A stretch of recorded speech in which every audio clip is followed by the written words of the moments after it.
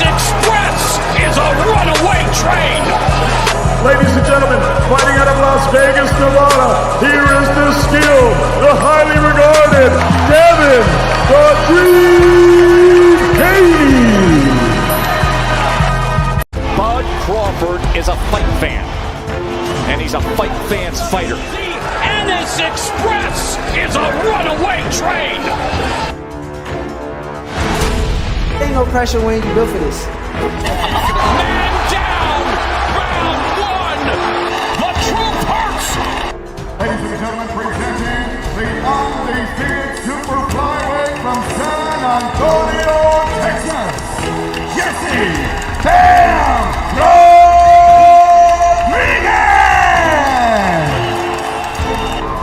The universally recognized undisputed lightweight champion of the world, Devin the Dream Haney!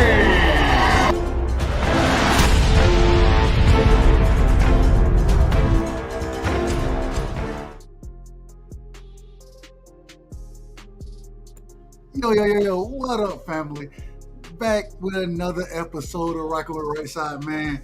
We got some things we got to talk about tonight, man. We got a lot of things we got to talk about. We got to cover this weekend's Probox card. There was some great fighters on that card, in my opinion.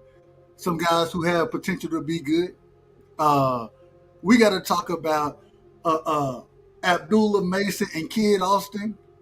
Kid Austin dad coming out on social media, Instagram, saying, hey, we need 2.5 for this fight.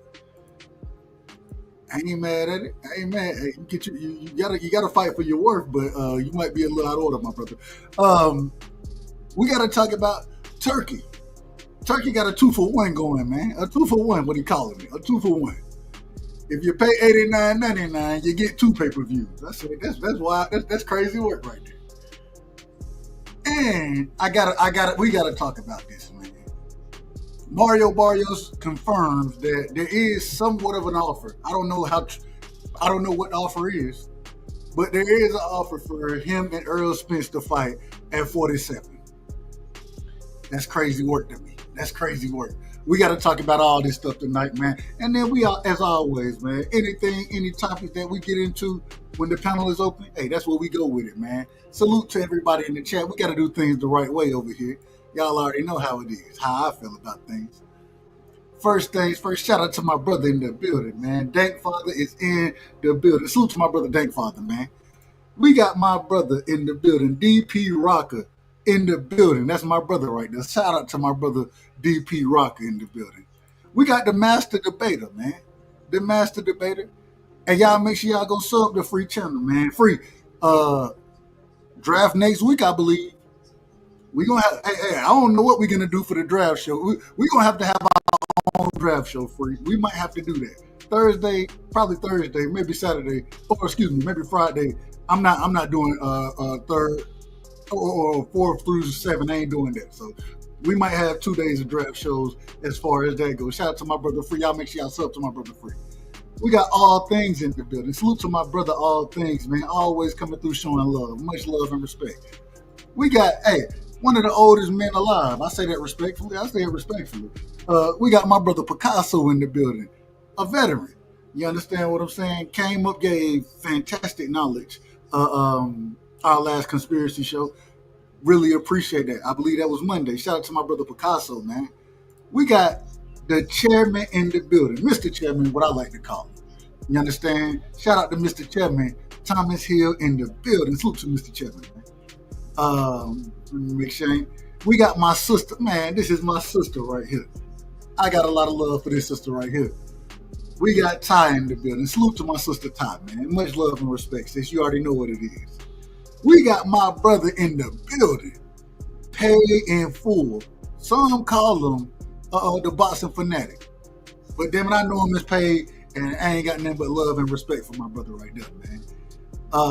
I gotta say this right here. I gotta start things off the right way. And the right way tonight, in my opinion, this is the right way. I think we miss out on a lot of, and y'all know I love boxing. I think we miss out and we don't talk enough about some of these Probox fights. Shout out to my brother Cash Crypto in the building. Cash brought this to my attention. I ain't gonna lie to y'all. We don't talk about the Probox fights enough. And I want to run down, and I don't know if y'all watched them. I know I watched them. But I don't know if y'all had the ability, had the time, whatever was going on. I don't know if y'all had that opportunity to watch those fights. But we got to talk about them real quick. And the reason I think we have to, and as always, man, we're going to drop the link early. I'm going to still get through my shit. So if you hit the link early, you know, hey, we going through certain topics to start off with. I'm just telling you the truth. Let me put that right there. But we always drop the link early because we get started late around here. So shout out to hardcore casual in the building. Let me pin that. All right, I think we in business now. We in business. So look, I wanted to tap into, and we got my brother in the building, man. Shout out to my brother, the master debater. D Free is in the building. Salute, Free. What's going on, fam? What's good, Dub? Hey, real quick, what you think? Hey, I think we gotta do a draft show, man. I don't know how long it's gonna be, but during the draft, we gotta be live during it. Most definitely, we doing a draft show. Absolutely. There we go right there. All right, that's all I need to know. And we got my other brother in the building, man. Shout out to my brother. Like I said, some call him the Boston fanatic, but I call him Paid. Damn it, this is my brother right here. Shout out to my brother Paid in the building. Salute, Paid. What's going on? How you feeling, fam? Everything good. How y'all feeling? Hey, hey, good. What's good? Hey, listen, if I wasn't good, I wouldn't even tell you. You know why? Because I don't want to mess nobody up. Ain't nobody trying to hit my damn problem. So, hey, it is what it is. I feel you, bro. So, we got my brother in the building. DP Rocker is in the building as well. Salute to my brother DP, man. Salute, fam. DP. What up, fellas? What's up, fellas? So I want to start off with this. I want to start off with the Probox card that happened this past weekend. I didn't think some of these guys got enough credit, got enough attention, and so I wanted to talk about a couple of them. The first one, me and Free, we kind of talked about this earlier. David Whitmire, the body snatcher. That's what they call him, right? Went out there. This is my third time watching him fight. I believe my second time watching him fight on Probox. I don't remember where she fought at. It might have been on Probox the third time too. I watched this young man, I believe 20 years old, 19 years old, something like that, go out there and beat motherfuckers up to the body, man. Truly snatching the body. Shout out to my Samoan OG in the building. Salute to my Samoan OG. I don't know if you Samoan, but shout out to all the Samoans as well. I said, That's funny. Shout to them. Right. But we watched David Whitmire go out there, have a beautiful performance, right? Get a stoppage. It was a 6-round fight. Like I said, a young brother coming up through the ranks, but he put on a hell of a show, working the body, you know what I'm saying? And then ultimately in the 6th round, stopping his opponent. I believe the brother name was Gomez. I don't really know too much about Gomez, but still to be that age and to have the discipline to attack the body the way that this young brother is doing it. Free, I believe you said he from DC? Yeah, he's straight out of DC. To have the wherewithal to attack the body, to put his punches together, throw in combinations, keep his head off the line, understand how to smother shots, even though he a lone fighter himself, but understand how to smother shots, but get his off. Man, I love this young brother. I think he's a very talented fighter, and I'm looking for more from him. You know what I'm saying? It ain't gonna happen overnight. We understand that. But damn it, do y'all have anything on David Whitmire, the body snatcher? Yeah. Or let me rephrase it. David, the body snatcher Whitmire. That's how they call him. Go ahead. Yeah. The young man is out of DC. A lot of people got their first chance to see him. He was on the undercard of Tank Davis versus Lamar Roach. So that's when a lot of people got a chance to see him. I don't know if a lot of people paid attention to him. But yeah, this young man, I watched him come up. and he's always been relentless to the body. Ever since he was in the amateurs, he was always relentless to the body. That's how he got his name.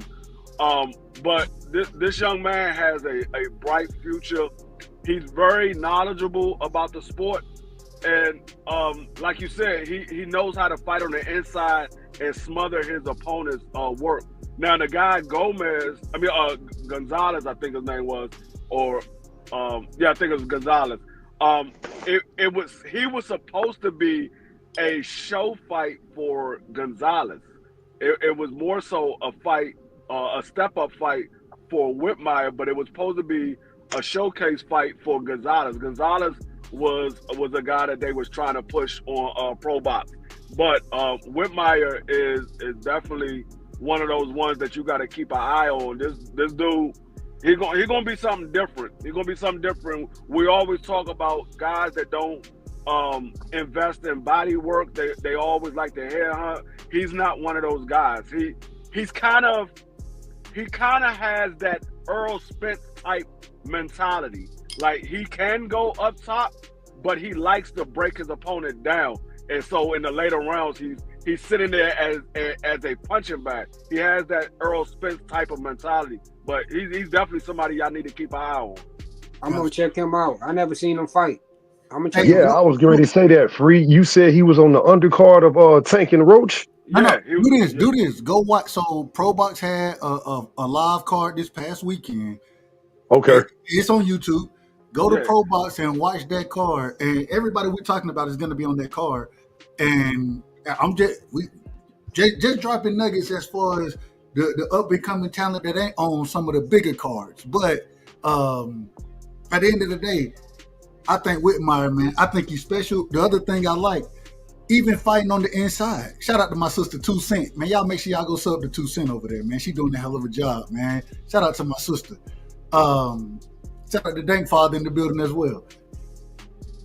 The thing is outside of the body work, the short shots, understanding how to throw the uppercut, I don't think he has the best footwork. I'm gonna be honest. I don't think he had the best footwork yet. But as far as the work that he's putting in body wise, being able to go up and down, the short hooks, the short uppercuts, even though he's longer, and then he still has the ability to fight behind his jab at a young age. It's beautiful. It's beautiful work, and I would definitely recommend that y'all go watch that. Y'all gotta watch, because the fight wasn't that long. It was only like 3 or 4 rounds. It was 6, but no, it was a 6-round fight. It got stopped in the 6th round, so he got his rounds. Get stopped in the 6th round? Yeah, he got his rounds in, but he did stop the guy. And I think it was Gomez that he was fighting. So Gomez, yeah. Gomez. I couldn't remember if it was Gomez or Gonzalez. I know, but hey, Free. This was Go ahead. You said he from DC. You know what, man? Maybe you can get in contact with his people and y'all can interview him. I'm already working on that. Okay. Yeah, I want to check this dude out. Yeah, we can get him on. We definitely. Now, and see, and this is another thing that a lot of people probably didn't pay attention to. That entire Probox card was promoted by Lamont Roach. Yeah, Lamont Roach. Wow. Roach had his own promotional company, No Excuse Promotion. That was his promotion. Wow. This is the second card that he put on, but this one got more notability because of the fight that he had with Tank Davis. So that whole card was put on by Lamont Roach Promotion Company. It was a co-promotion between them and Probox, but absolutely all the fighters. Well, and this is why when we're talking about it, you're gonna hear about a lot of DC fighters because they giving opportunities over there. So I got to give credit where credit is due. Yeah, that's what's up. Yeah, because Lamont Roach has a deal with Probox. So Probox is like his like Jerome Business had the deal with Showtime. That's what Lamont Roach has with Probox. That's what's up. Yeah, so that's what's up for real. Yeah, he has his own.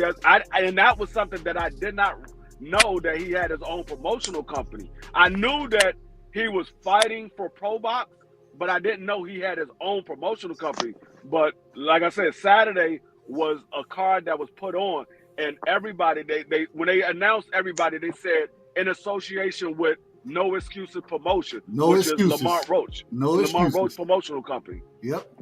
And Hey, really, that the promotional company is ran by his father, but at the same time, shit, dad, son, and we're gonna get to his little brother fought on that card as well. We're gonna get to him in a second, but I love to see things like that in effect, and them putting on DC fighters, DMV fighters, that type of thing. I love it. I love all of it. right, and it sounds like he's trying to capitalize off that Tank, debacle. So it's kind of like he putting his name out there, and people starting to talk about Lamont Roach a little bit more. Yeah. Now that I look at that, bro, that's a great ass move. You can't. I'm not gonna be mad at him for. I know motherfuckers want to say he doing a press tour, but bro, in order to get your name out there, bro, you gotta do shit like that. You gotta get Exactly. interviews, these platforms and shit to build your Exactly. Build your brand. That's right. You gotta build your brand. And real quick, Ty. Go ahead. This wasn't his brother that we're talking about now, but we're gonna talk about his brother and his fight.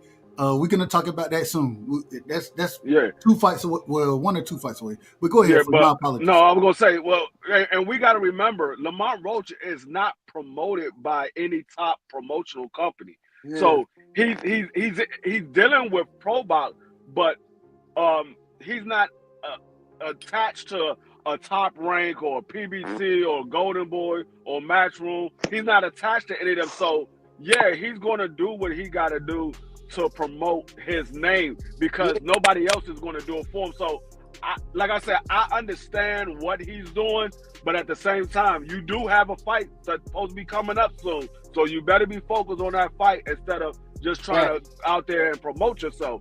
You got to be focused because your name is big right now because of what you've done. But if Tank Davis go in there and he put you to sleep within the first 3 rounds, people are going to be like, man, who's Lamont Roach? Yeah, So, facts. Right. Yeah, that's true. And that's why I say a lot of motherfuckers go. That's why I be telling people, bro, like, if you're going to be a fan of a fighter, be the fan of a fighter, bro. But don't wait till you get hot. Then when he lose, y'all start shitting on him. Because that's what's going on. Right. I'm a fan of boxing first. So real quick, shout out to my brother in the building, man. Salute to my brother, the boxing scholar in the building. And I'm not saying that Lamont Roach is with Probox. What I'm saying is that the card that was put on by Probox was promoted by Lamont Roach, his company. It was a co-promotion, and so I'm not saying that he's with Probox or anything like that. I'm saying that in this situation they were working together. I just want to be on record for saying that. Nah, that's real. Nah, for sure. I gotta respect that shit. Definitely got to respect that. What's good, 88? Hey, shout out to my brother 88 Sports in the building, man. Salute, fam. 88. Much love and respect. Hey, y'all make sure y'all hit the like button. When y'all come through, hit the like button. We ain't asking for nothing else. That's it. Hey, the like button is free. So y'all hit the like button when y'all come through. I want to keep moving on this Probox card and going into my sister Ty, her point. Jordan Roach, the quote unquote Iceman, right? He was on that card as well. He fought a guy, and I apologize. I apologize if I said the brother name wrong, but I believe it's Dagan, out of the Philippines. The man, and I'm not gonna lie to you. I thought Lamont Roach, or excuse me, I said Lamont. I thought Jordan Roach, Iceman. I thought he was gonna go out there and put on the show. That ain't what happened. Dagan, the man reminds me personally of Rung Vasai. I don't know if y'all remember Rung Vasai. Fought at 115, I believe. Had battles with all the names at that time, whether it was Roman Gonzalez, Chocolatito, El Gallo. Man, what's El Gallo real name? I can't even call his name right now. I just know him by El Gallo. Any other day, I call the brother name. Right. Anyways, but had wars down there. You know what I'm saying? Rung Vasai always held his own. I'm a fan of Rung Vasai. Southpaw, awkward fighter. I don't know if y'all familiar with him, but this is who the brother reminded me of that Iceman Roach was fighting. I I thought Roach did enough to win the fight, but I thought the scorecards was crazy. It was only a 6-round fight, and I'm just gonna be honest. with you. I thought that was the Rumvasai. Oh, I said Rumvasai. What's the brother name? I'm gonna mess his name up again. Dagan. I'm gonna mess his name up. I'm so and I apologize. Anybody from the Philippines who listen, I apologize. Just call him the Asian brother. Hey, the Asian brother, man. Right. He will put in hands, in my opinion. He will put in hands to some degree on Iceman Roach. And I was now this is Lamont's little brother. Yes. Yeah, it's his little brother. It's his baby brother. Oh wow. Okay. And he was running that. He was running the right hand right down, or excuse me, the left hand right down the middle. And he was clipping. He was clipping. Now I will say, and I give Iceman Roach credit for it because he took those shots and he continued to box well. But I thought this was a more difficult fight than I would expect from an individual with 3 or 4 fights. This brother right here had already challenged for a championship, lost that fight, but at the same time, he a dog out there, and he awkward. So I do think that it did help Roach. I thought it helped him a lot. It's gonna help in his development because, sometimes you're gonna have to figure a way to dog it out, and I think he did. Right. But at the same time, he got hit with some shots that I'm like, all right, now you know what you got to go in the gym and deal. You got to go fix that. You got to go fix that. Right. But I think it's a good thing for him to have that experience against a fighter like that, and to come out on the other side victorious, but also know, all right, I got to fix some. I got some flaws in my game. Everything ain't sweet. You feel me? Everything ain't sweet here. What's y'all? Hey, Dub. Now, Go ahead. Go ahead. Now I just got a quick question.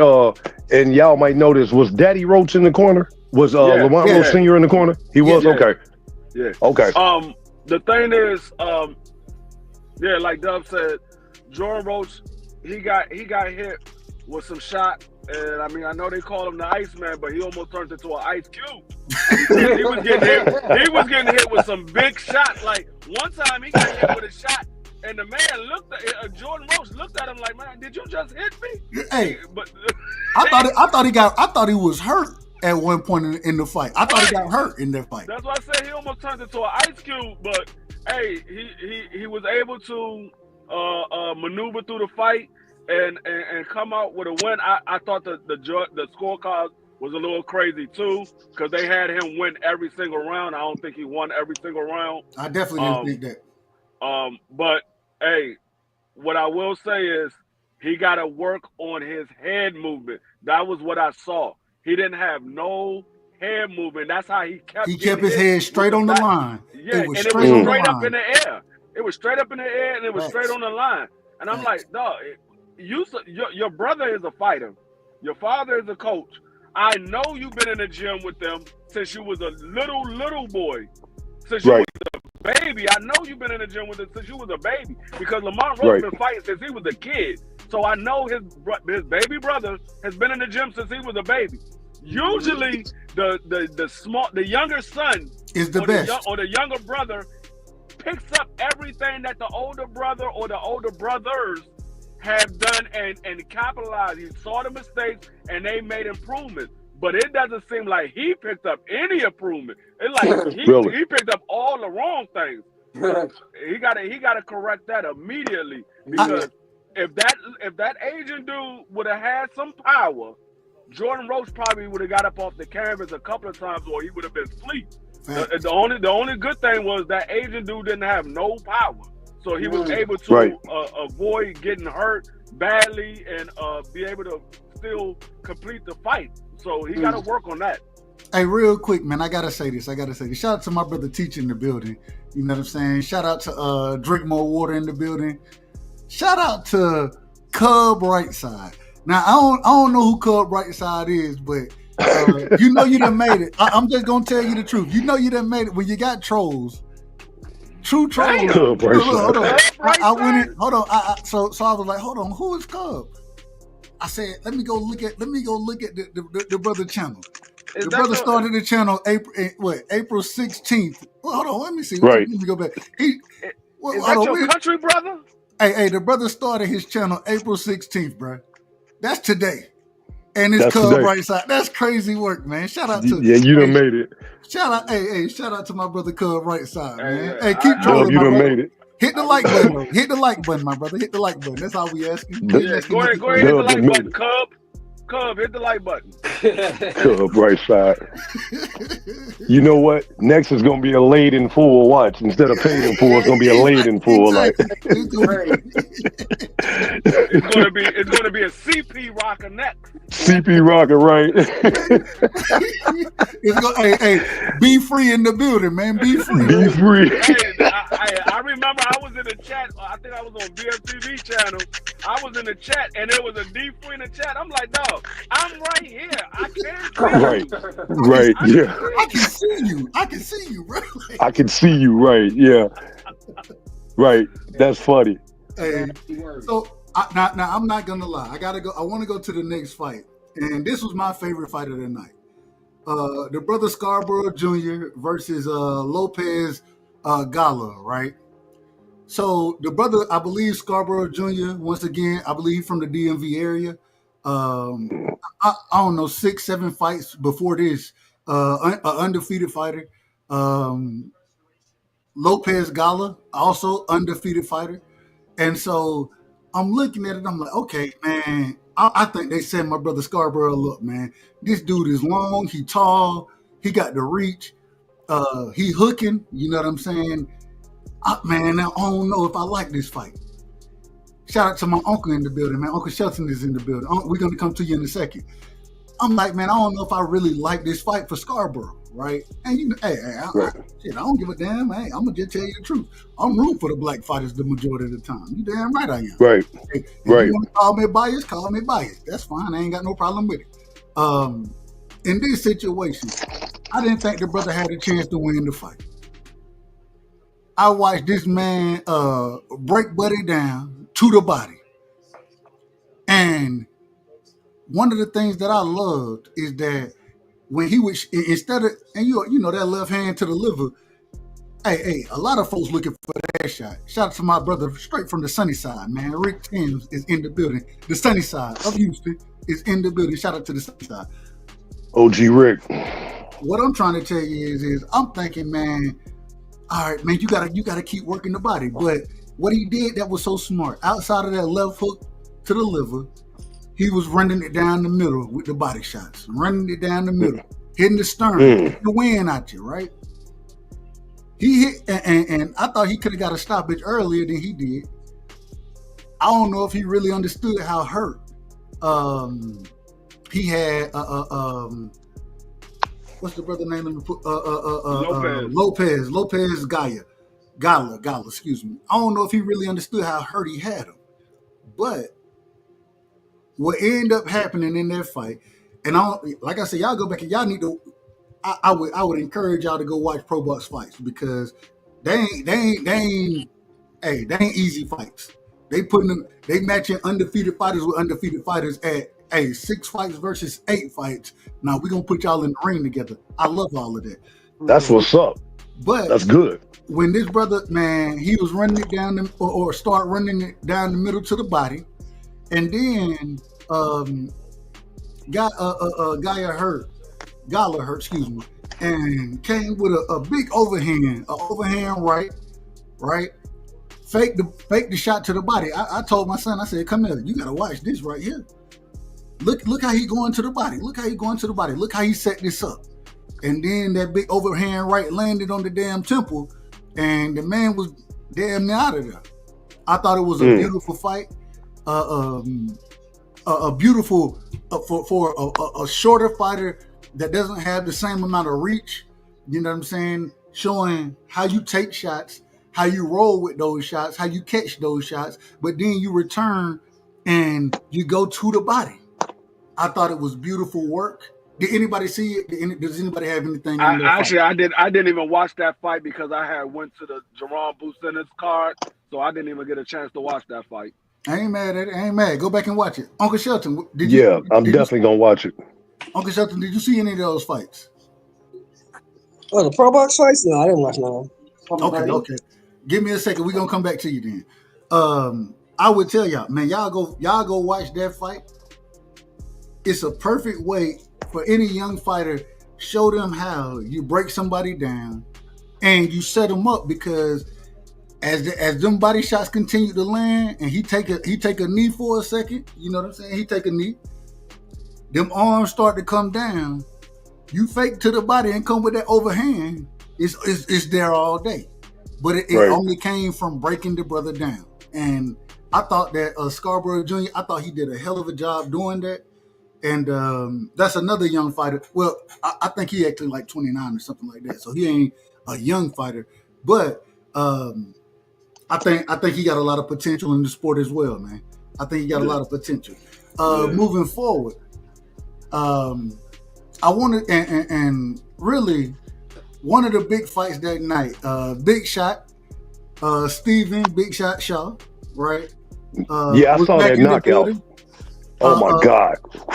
Against and I ain't even. I told y'all I'm from Georgia, man. I can't say some of this shit. So Raphael, I don't know, Acapulco, I think Acapulco. Just call him Acapulco. However you want to call it. Listen. All right. Big shot, and I listened to them talk about this as far as the individuals on Probox, Paulie Malignaggi, Chris Algieri, the other brother who do whatever the whatever commentating he do. He don't even know why he there. That's a whole nother story. But at the same time, I listened to them talk about this brother, not Big Shot, but they were talking about the other brother. The man played football at Miami, lettered in basketball, right? Then became a boxer. When he was boxing, his trainer said, "Nah, man, I need you to get the smoke. The amateurs ain't where you gonna get the smoke. So start getting put in the ring with Javalov and Hergovich, all these guys." And he was like, "Man, hey, he ready for the fight. 6'8", brother, right?"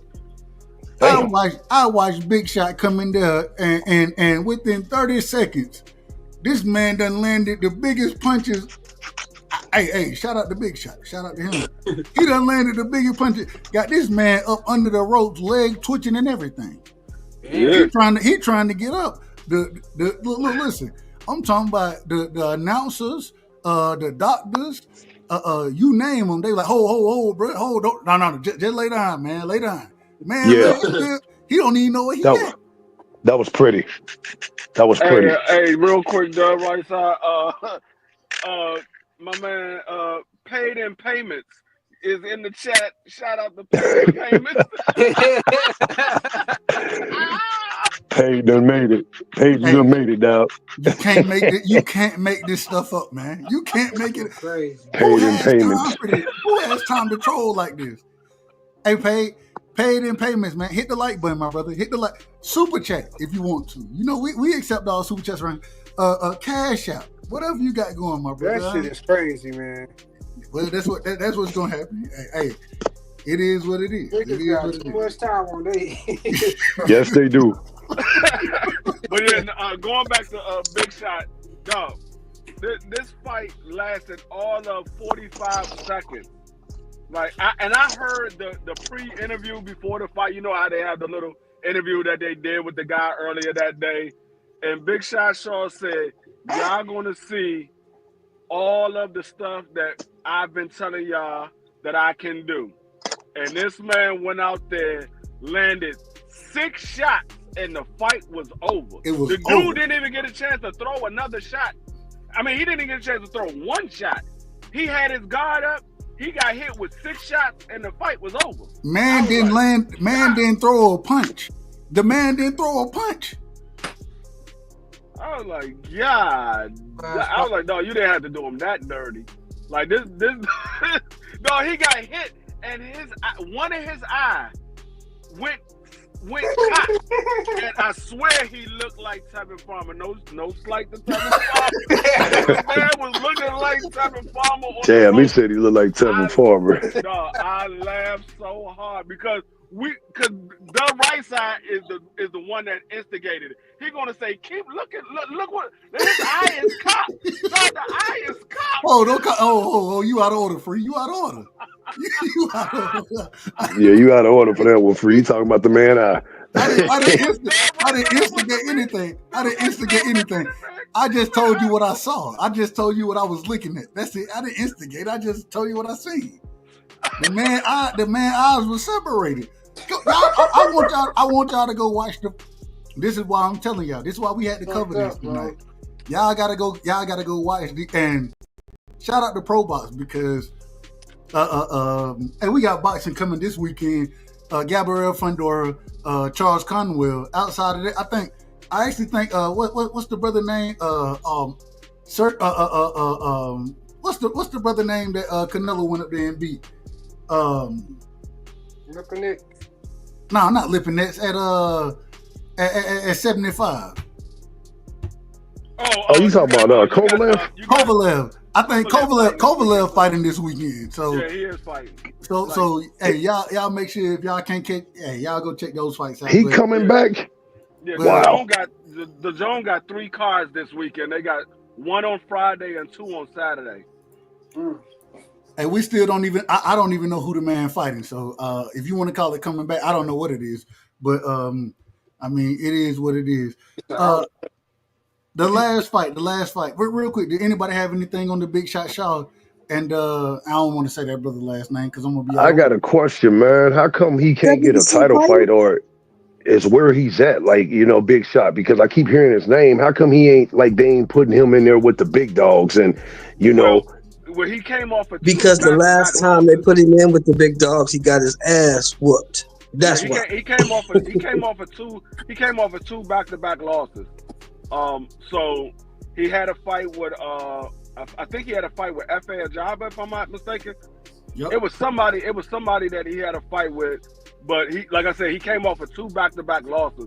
So they was actually trying to move him into contention for a title fight, but then he had the 2 back-to-back losses. So he had to drop back down to the bottom, and then he had this is his first fight after those 2 back-to-back losses, and he had a knockout victory in the first round. No. So he had the 2. He lost to F.A. And then he also lost to Joseph Goodell, and then he did beat Brandon Johnson. He also beat Jason. Oh, he had fights after, because I didn't hear nothing from him after. We didn't watch. I ain't gonna lie to you. I didn't watch the fights, and he knocked both of these guys out in the first round, as well as this brother right here. So after the F.A. Jock loss, after the Joseph Goodall loss, the man that had 3 straight first round knockouts. So shout out to him. Damn. Shout out to him. Okay. Yeah, I would like to see Big Shot Shaw versus Richard Torres. I would like to see that. I think Big Shot Shaw. No, you wouldn't. Hey, D free. No, you wouldn't. I think Big Shot Shaw will whoop the dog snot out of Richard Torres. That dude is a straight front They gonna runner. bring him back to top rank, D free. They gonna bring him back to top rank. He gonna get his ass whooped again. That's why they cut him the first time. What you believe, but Richard Torres is trash. He's a front runner and he's trash. As soon as he get in there, I know he's trash. I agree with you. He's gonna get beat. I agree with you. The only part I disagree with you with is the fact that Big Shot Shaw is even more trash than Richard Torres. That's your opinion. I ain't knocking your opinion. I just think that he'll beat. I think Big Shot Shaw beat him. I think he'll knock him out. Why not Big Shot Shaw versus Jared Miller? No, actually, Big Baby Miller. No, Big Baby Miller. What I think is what I think it might be in the making. What I think might be in the making is that dude Felix Ali or Ali Phoenix. I think it's Felix Ali. Phoenix Ali. That's who Richard Torres need to watch out for, because he's on top rank too. He got another brother that fight I believe at cruiserweight. They're 2 brothers. They're from Connecticut, and one of them fight heavyweight. The other one I think fight. Oh yeah, I know who you're talking about. Yeah. They pretty nice. They pretty nice. That dude right there, Richard Torres better watch out for him, because I think they're going to try to push him, because he's been getting a lot of fights lately. Hey, D free. What's up with that Samoan dude out of that's on Matchroom? I heard about him. I think he got a fight coming up soon. The heavyweight. He got a fight coming up soon. You talking about the heavyweight? He's nasty. Talking about Moses? Yeah, Moses. Moses. Atalamama. I can't say this shit. Yo, Unc, you know how I know him, Unc? They was trying to get him to break Mike Tyson's record for youngest champion, but then I guess even in the fight he didn't look bad. He was still knocked the dude out. I guess they looked at what was out there and said, "Nah, we better slow this down. We don't want to derail him early." Hey, real quick, shout out to my brother, the Scholar. Let me tell you, salute to the Scholar, man. Salute, bro. Let me tell you something about that dude, Dub. You talk about can crusher. That boy Moses Itama is a can crusher. He crushing them cans. Fact. Hey, Coca-Cola need to get him, Uncle Shelton. He need to work for Coca-Cola. Man, he can't crushing Scholar. He can't crush. That man ain't fought no damn body, man. I mean, shit. That's why they say can crush. Did you hear what I said, Dub? I said can crushing. He's can crushing right now. I understand exactly. My whole thing is that the same way Richard Torres knocking these bumps. I don't want to call them bums. Let me. They bums. Yeah, hey, it is what it is. Same way Richard Torres. They can too. He doing both the same of them is can crushing. Okay. They both can crushing. So what's the difference? They both can crushing. At the top level, I think both of them gonna get their ass whooped. They're gonna get their ass whooped at the top level, in my opinion. I could be wrong. The top is, the top is kind of vulnerable because look, Usyk is old. Usyk finna get up out the way pretty soon, right?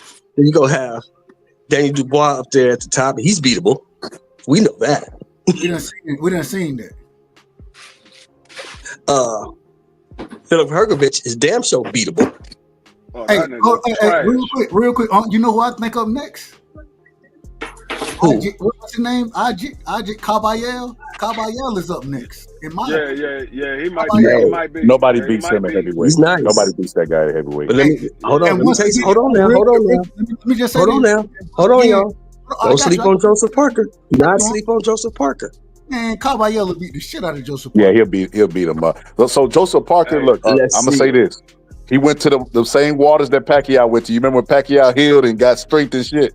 He went to them same waters. So he could crack, but I just think that the body work. If I could pick between a good body puncher and a good head puncher, I'm gonna pick the body puncher.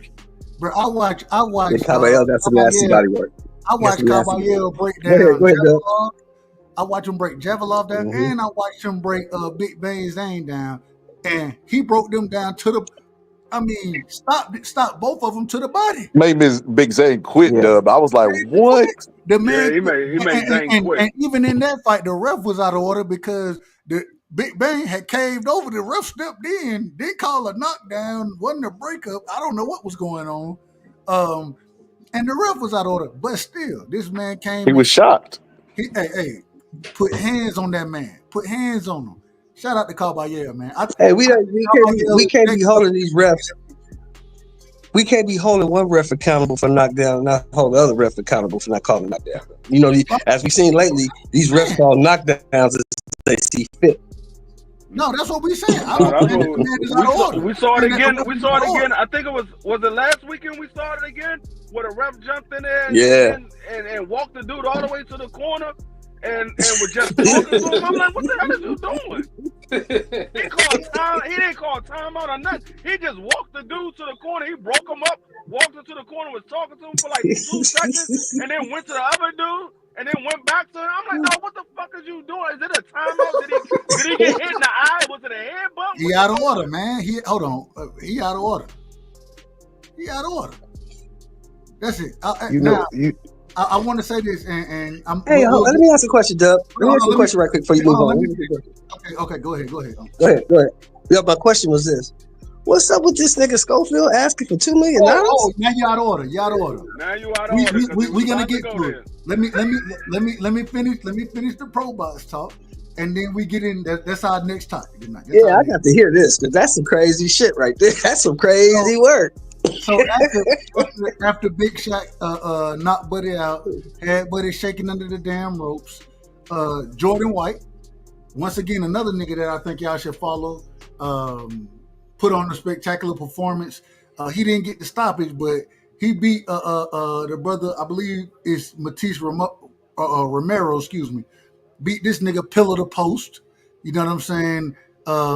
Wasn't a close fight, but at the same time, I thought he put on a hell of a performance. Fought behind his jab, went to the body a lot, showed the ability to go up and down as far as the shots that he was throwing. Shout out to Jordan White as well, man. Another young fighter that I'm looking forward to watching moving forward. You know what I'm saying? And so the last question, and that's the last fight we're going to talk about as far as the Probox card. But did anybody catch that fight? No, that fight was good. That fight was good. I mean, he did a lot of good things to get through the fight, but I was expecting a little bit more from him, but he did what he needed to do to get through that fight. Hey, I don't think he has the power like that, but the man got hella boxing skills. And so I would just tell y'all, I would encourage y'all, tune into the Probox cards, man, because they making good fights over there as well. Yeah, some hidden gems over there. Some hidden gems over there. And as a boxing fan, I think, hey, you gotta kind of find and real quick, I also gotta say, on that card as well was Keith Cologne. Shout out to Keith Cologne. He was on that card, got a first round stoppage. Once again, I think I said this over at BVO show, but I'm not sure. I don't believe that fight is going to count for his record because of the commission. That's what I've heard him say. We got to see what happens, but shout out to Keith Cologne as well because he beat the break shoot, and I'm glad that he got this fight because the week before his opponent pulled out of the fight. You know what I'm saying?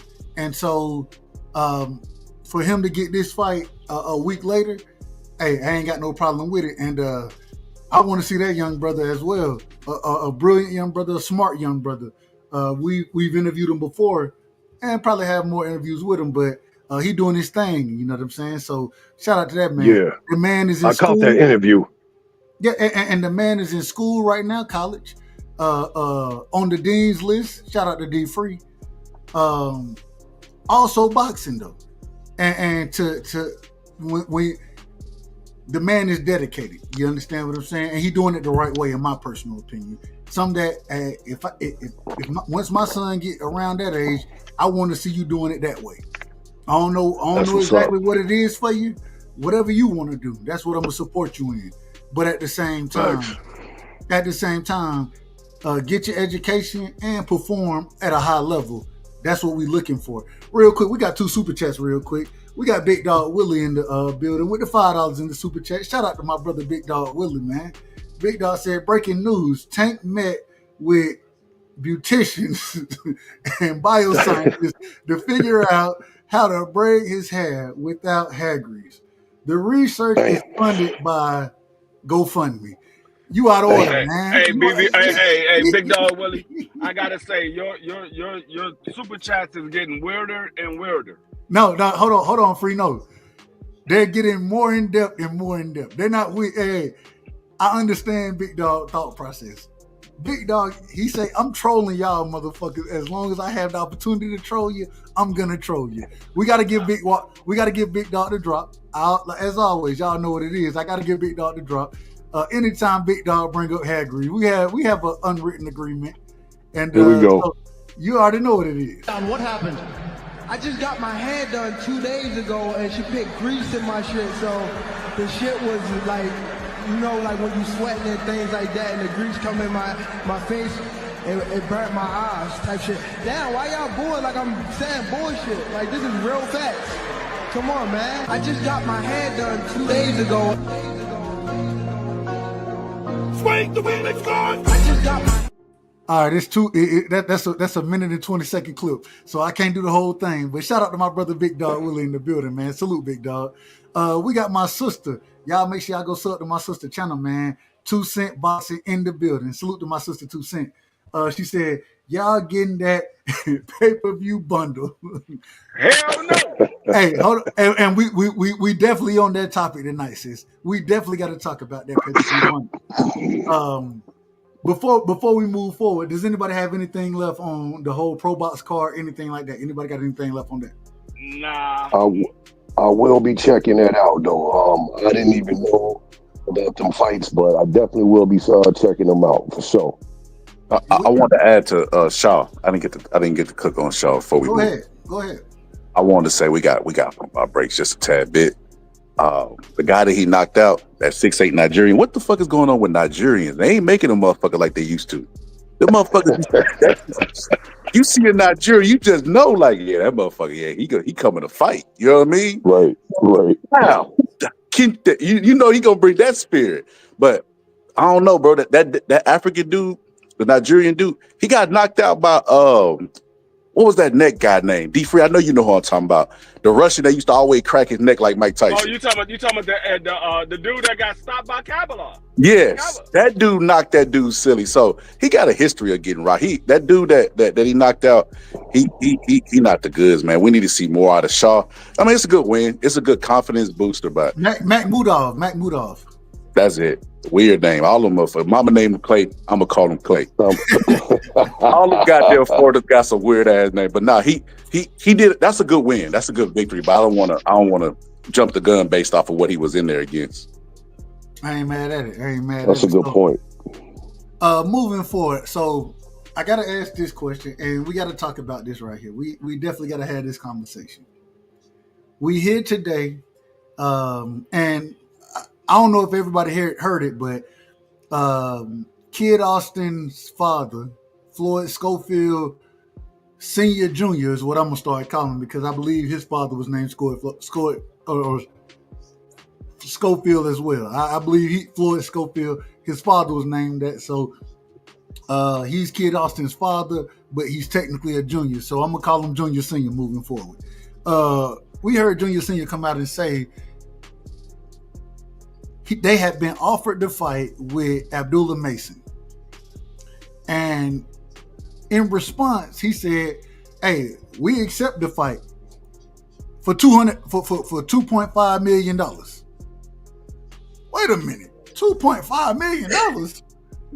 Bro, you didn't get paid y'all weren't getting paid $2.5 to fight Shakur.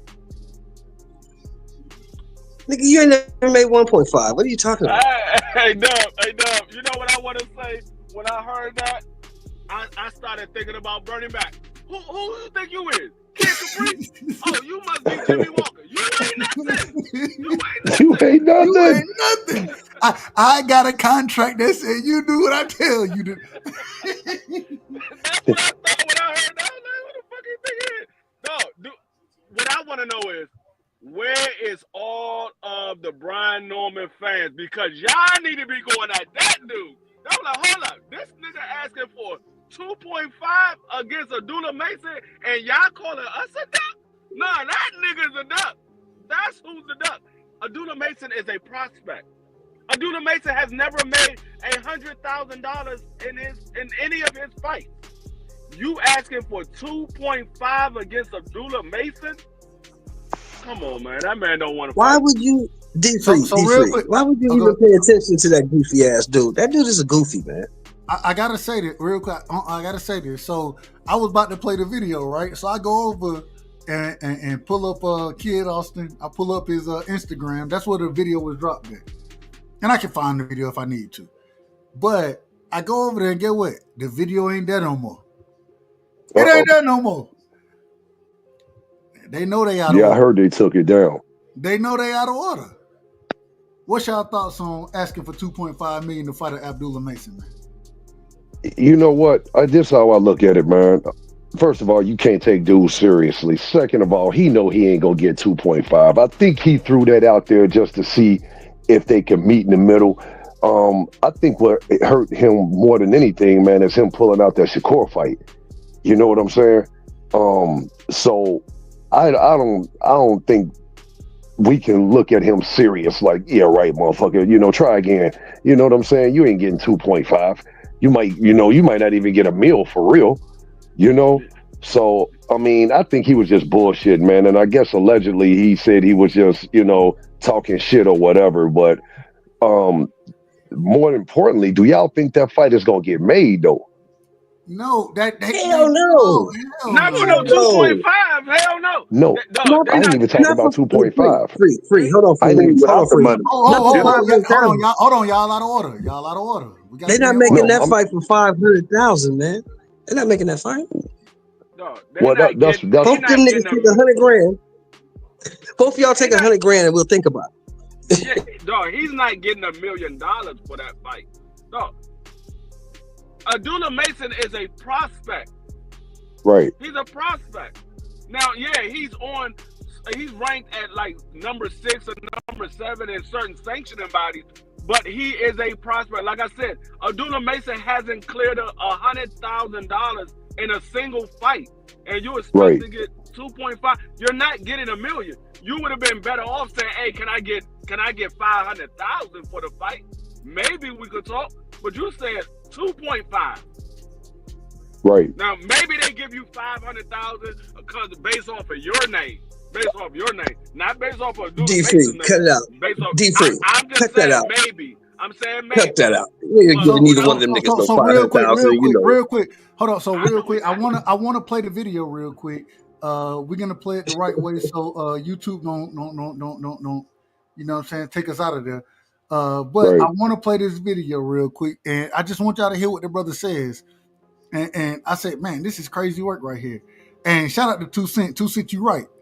You're right. He did it for us to talk about it because we're gonna talk about it. It's boxing. Yeah, we ain't got no choice but to talk about it. So, but I want y'all let me know if y'all can hear this. Fast, but I just had to update y'all. Can y'all hear that? Yeah. Yeah, All right, here we go. Here we go right here. I just want y'all to hear what the brother says. On something before it hit the news or before it hit social media. We've been offered a fight with Abdullah Mason. Hell yeah, we accept that. $2.5 million. That's the price. So put the money on the wood, it all go good. Yesterday's price ain't today's price, baby. Let's get this money, baby. Yes, we'll fight that. Put the money on the wood. He's with Turkey now and all them. Let's go. Jay Prince got money. Put that money up. Y'all believe on y'all guy. I think that's crazy work right there. That's crazy work. I agree with him though. I agree with him. What do you agree with? Yesterday's price ain't today's price. No, nigga, your price went down. No, it ain't. Your price went down. The brother didn't even show up for the Shakur fight. Good save for you. Scared me there. Yesterday's price is not today's price. Your price went down. You went from getting whatever you was going to get for Shakur to getting much less than that now because we don't know if you're going to make it through the fight. Fact, bro. What if they starting to put the money up and he get a mystery illness? Then the fight don't happen again. I guess his value go up again. Every time the fight don't happen, his value go up. You know what it's like? It's like, you know what I mean? And this gonna show my age right here. It's like finding a bad chick on back pages, and y'all agree up on the price. you finish, and she say 500,000. Man, if you don't get your money, you know what I mean?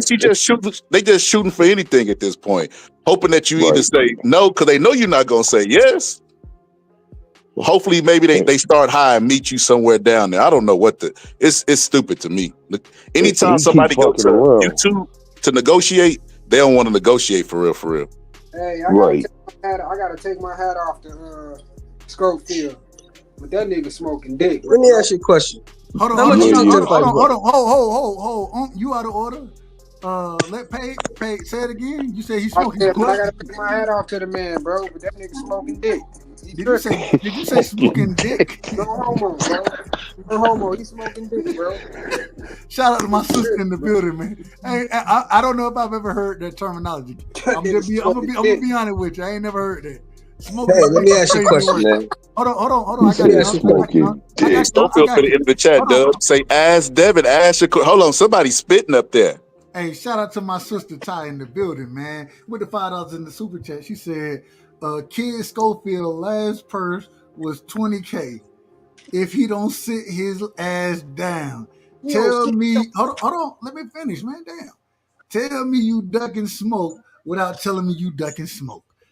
Shout out to my sister in the building with the followers and the super chat, man. That's even worse, man. Yeah, you don't sit his $2 ass down. Go ahead. Let me ask you a question. Man. Go ahead, Shelton. How much is that fight worth? Honestly, in my opinion, between both of them, how much is it worth? 150,000, maybe. Both of y'all niggas split 175 apiece. I would say, me personally, I would say, hey, we'll split 400,000 between the two of y'all. We'll split. Hey, I would say, I would give them 400. Me personally, I think both of them hell of a fighters. You know what I'm saying? So no, I'm gonna be honest with you. This is how much it's worth to me. It's worth Saturday afternoon at Buffalo Wild Wings. That's what it's worth. Yeah, you take with them two dudes with their resumes and what they've done in the sport. You take $150,000 and split it between both of them. That's your max. That's what it's worth. It's worth $70,000 for each one of them. And tell them be happy. And be happy you got that. Schofield has never fought for a title. Abdullah Mason has never fought for a title. I agree. These are two prospects. You telling me two prospects is worth 400,000? No, it's not. Well, let me ask you this, D. 400,000. If you're gonna pay 400,000, you expecting them for two prospects. You're expecting them to be the main event. Right. Now, wouldn't you say between the two, because one of them was getting ready to fight Shakur before, he faked the illness. Wouldn't you say that, he should have capitalized on it, but he didn't? But wouldn't you say he got the bigger name right now? I mean, I know Abdullah Mason a bad boy, but no. No, because he didn't fight Shakur. Because he didn't show up to the fight. He didn't fight Shakur. So that's yeah, like but saying, he got the fight though. No, but he didn't show up. But he okay, hold. We gotta hold on. We gotta have order, man. Everybody can't talk. Go ahead, Free. Finish your point, and then we'll pass it around accordingly. So what you were saying was he took the fight. So right. did that make Boo Boo Andrade's name bigger because he took the fight with Jamel, but he pulled out? No, it didn't. His name went down. His name didn't get bigger. Right. Well, your name don't get bigger when you pull out of fights. It doesn't get bigger. I don't even think he got that million for Shakur. He had to get that shit back, I believe. Yes, he did. That's probably why he won 2.5 to get that money back that he had to pay back. Right, dummy. Bet he won't go fake no motherfucking illness again. That's some crazy shit, bro. Yeah, that is crazy. You could say that Floyd Schofield, let's just hypothetically speaking, Floyd Schofield is the #1 prospect in boxing. You could say that hypothetically, right? No, we can't. If you don't show up to the guy, listen, let me finish. Let me finish, man. Well, you asked the question. Let me finish, man. But you asked the question. Let me finish, man. Hold on. But no, I said hypothetically. Hypothetically. Go ahead. Listen to what I'm saying. We can say he's the #1 prospect in boxing, right? If the nigga don't show up to the venue, what does that mean? We can't say he the #1. Not a goddamn thing. It doesn't mean shit because he didn't show up. If anything, I think it's Keyshawn Keyshawn a contender now. No, what I'm saying is it doesn't matter who it is. Keyshawn is a champion. I'm tripping. Listen to what I'm saying. You're missing the point. It doesn't matter if it's fucking Sugar Ray Leonard. If you don't show up, it don't mean nothing. You didn't show up. Right. Hey, real quick, man. I got to do things the right way. Shout out to my sister in the building, man. We got the queen. Shout out to Ty, man. Ty, what's going on, sis? How you feeling? Mr. Shelton, we not gonna do this shit tonight. I know you fucking lying. And we giving niggas almost participation trophies too. Almost participation. Are we serious? Could have been records. Damn, Ty, you the only one that heard what I said, huh? I guess so. No, if you don't show up, it don't mean nothing. If you don't show up, your status don't mean nothing because you're not here. You didn't show up. So how did that correlate with him being the number one prospect? No, he was just saying It's hypothetical. he was saying if you consider him the number one prospect. Oh, okay. That's It's why a hypothetical, bro. Hypothetical. No. And to be honest, Abdullah Mason, obviously, he's not the one calling for this enormous purse because from what I heard, he'll take whatever just for the name on his resume. Now, that's how you get a fighter to the next level. You know what I'm saying? You take less to ask for more later. And I gotta say this, Uncle Shelton, what you're saying right now, and I say this respectfully. This is outrageous. This is outrageous. Yup. Out motherfucking outrageous, man. I'm gonna say this. What all of us have not mentioned, we overlook. Abdullah Mason is a prospect. Kid Austin is a prospect. Kid Austin is a prospect. Right. Kid Austin has fought at higher standards, so to speak, because he has whatever little rinky-dink belt he has that his father said gives him the right to challenge the champion or whatever, which is a bunch of bull. I don't believe that. But the thing is, Kid Austin just told you that Abdullah Mason is the A side in this fight. Yeah. He's asking for Abdullah Mason to pay them 2.5. But even deeper than that, I don't know if y'all saw the interview that Schofield did with Mill City. He said he wasn't doing business with Jay Prince and them because of what quote unquote happened to his son in Saudi Arabia. So now all of a sudden you got your hand out again. But I'm trying to understand what the fuck. Why you trying to blame them motherfuckers for what the fuck he did with his son? Well, he claimed that his son was poisoned, and he said he has to prove. But that's my point. He was saying that he doesn't want to do business with Jay Prince and them because he don't like the way they do business. But Jay Prince also manages Abdullah Mason, so you're gonna do business with him now? And I just gotta say, the man can tell you whatever he want to. The man showed no proof. Matter of fact, if you ask him about it now, he's gonna tell you, "Well, I can't really speak on it because of the lawyers and all this other kind of shit." Yeah. All I'm saying. Well, we had the opportunity to ask that question. Yeah, we asked him in the interview. That's what he told us. And so all I'm saying is that, nigga, you out of order. It's fuck. You out of order, bro. Don't this shit sound eerily familiar?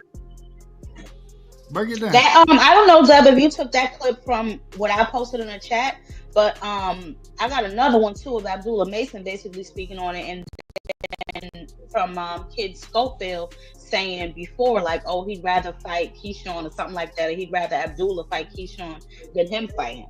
If you drop it, you know we'll play it. You already know how I am. All right, I got you. Let me get it. Don't this shit sound eerily familiar, y'all?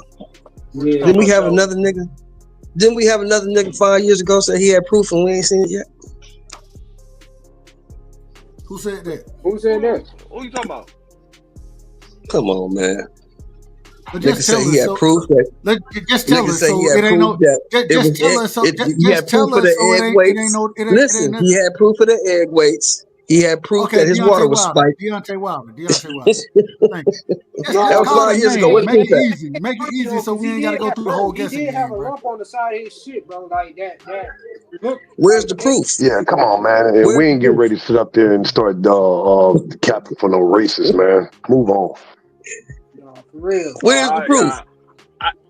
You talking about something that was all these niggas say proof. I thought you were talking about something real. No, all these niggas say the same thing. I got proof. Well, where is it? Why you don't want to show it if you got so much fucking proof? Where's it at? I don't know why hold on. And I gotta ask this question. Because these niggas is doing the same thing. Because these niggas is capping. That's why we got on it. These niggas is capping. He got proof that his son was poisoned. You capping, man. You got scared and you pulled out of a fucking fight because you didn't want your son to get beat up. Right. That's what happened. Amazing. I don't know if he got proof or not, but I'm talking about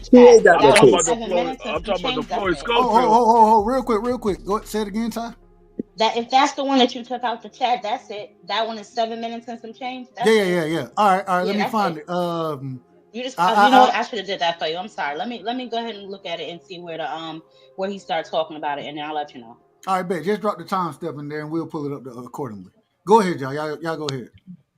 Yeah, I mean the whole fact of the matter is he should be wanting his son to get back in the ring as soon as possible because the man was supposed to fight. He didn't fight.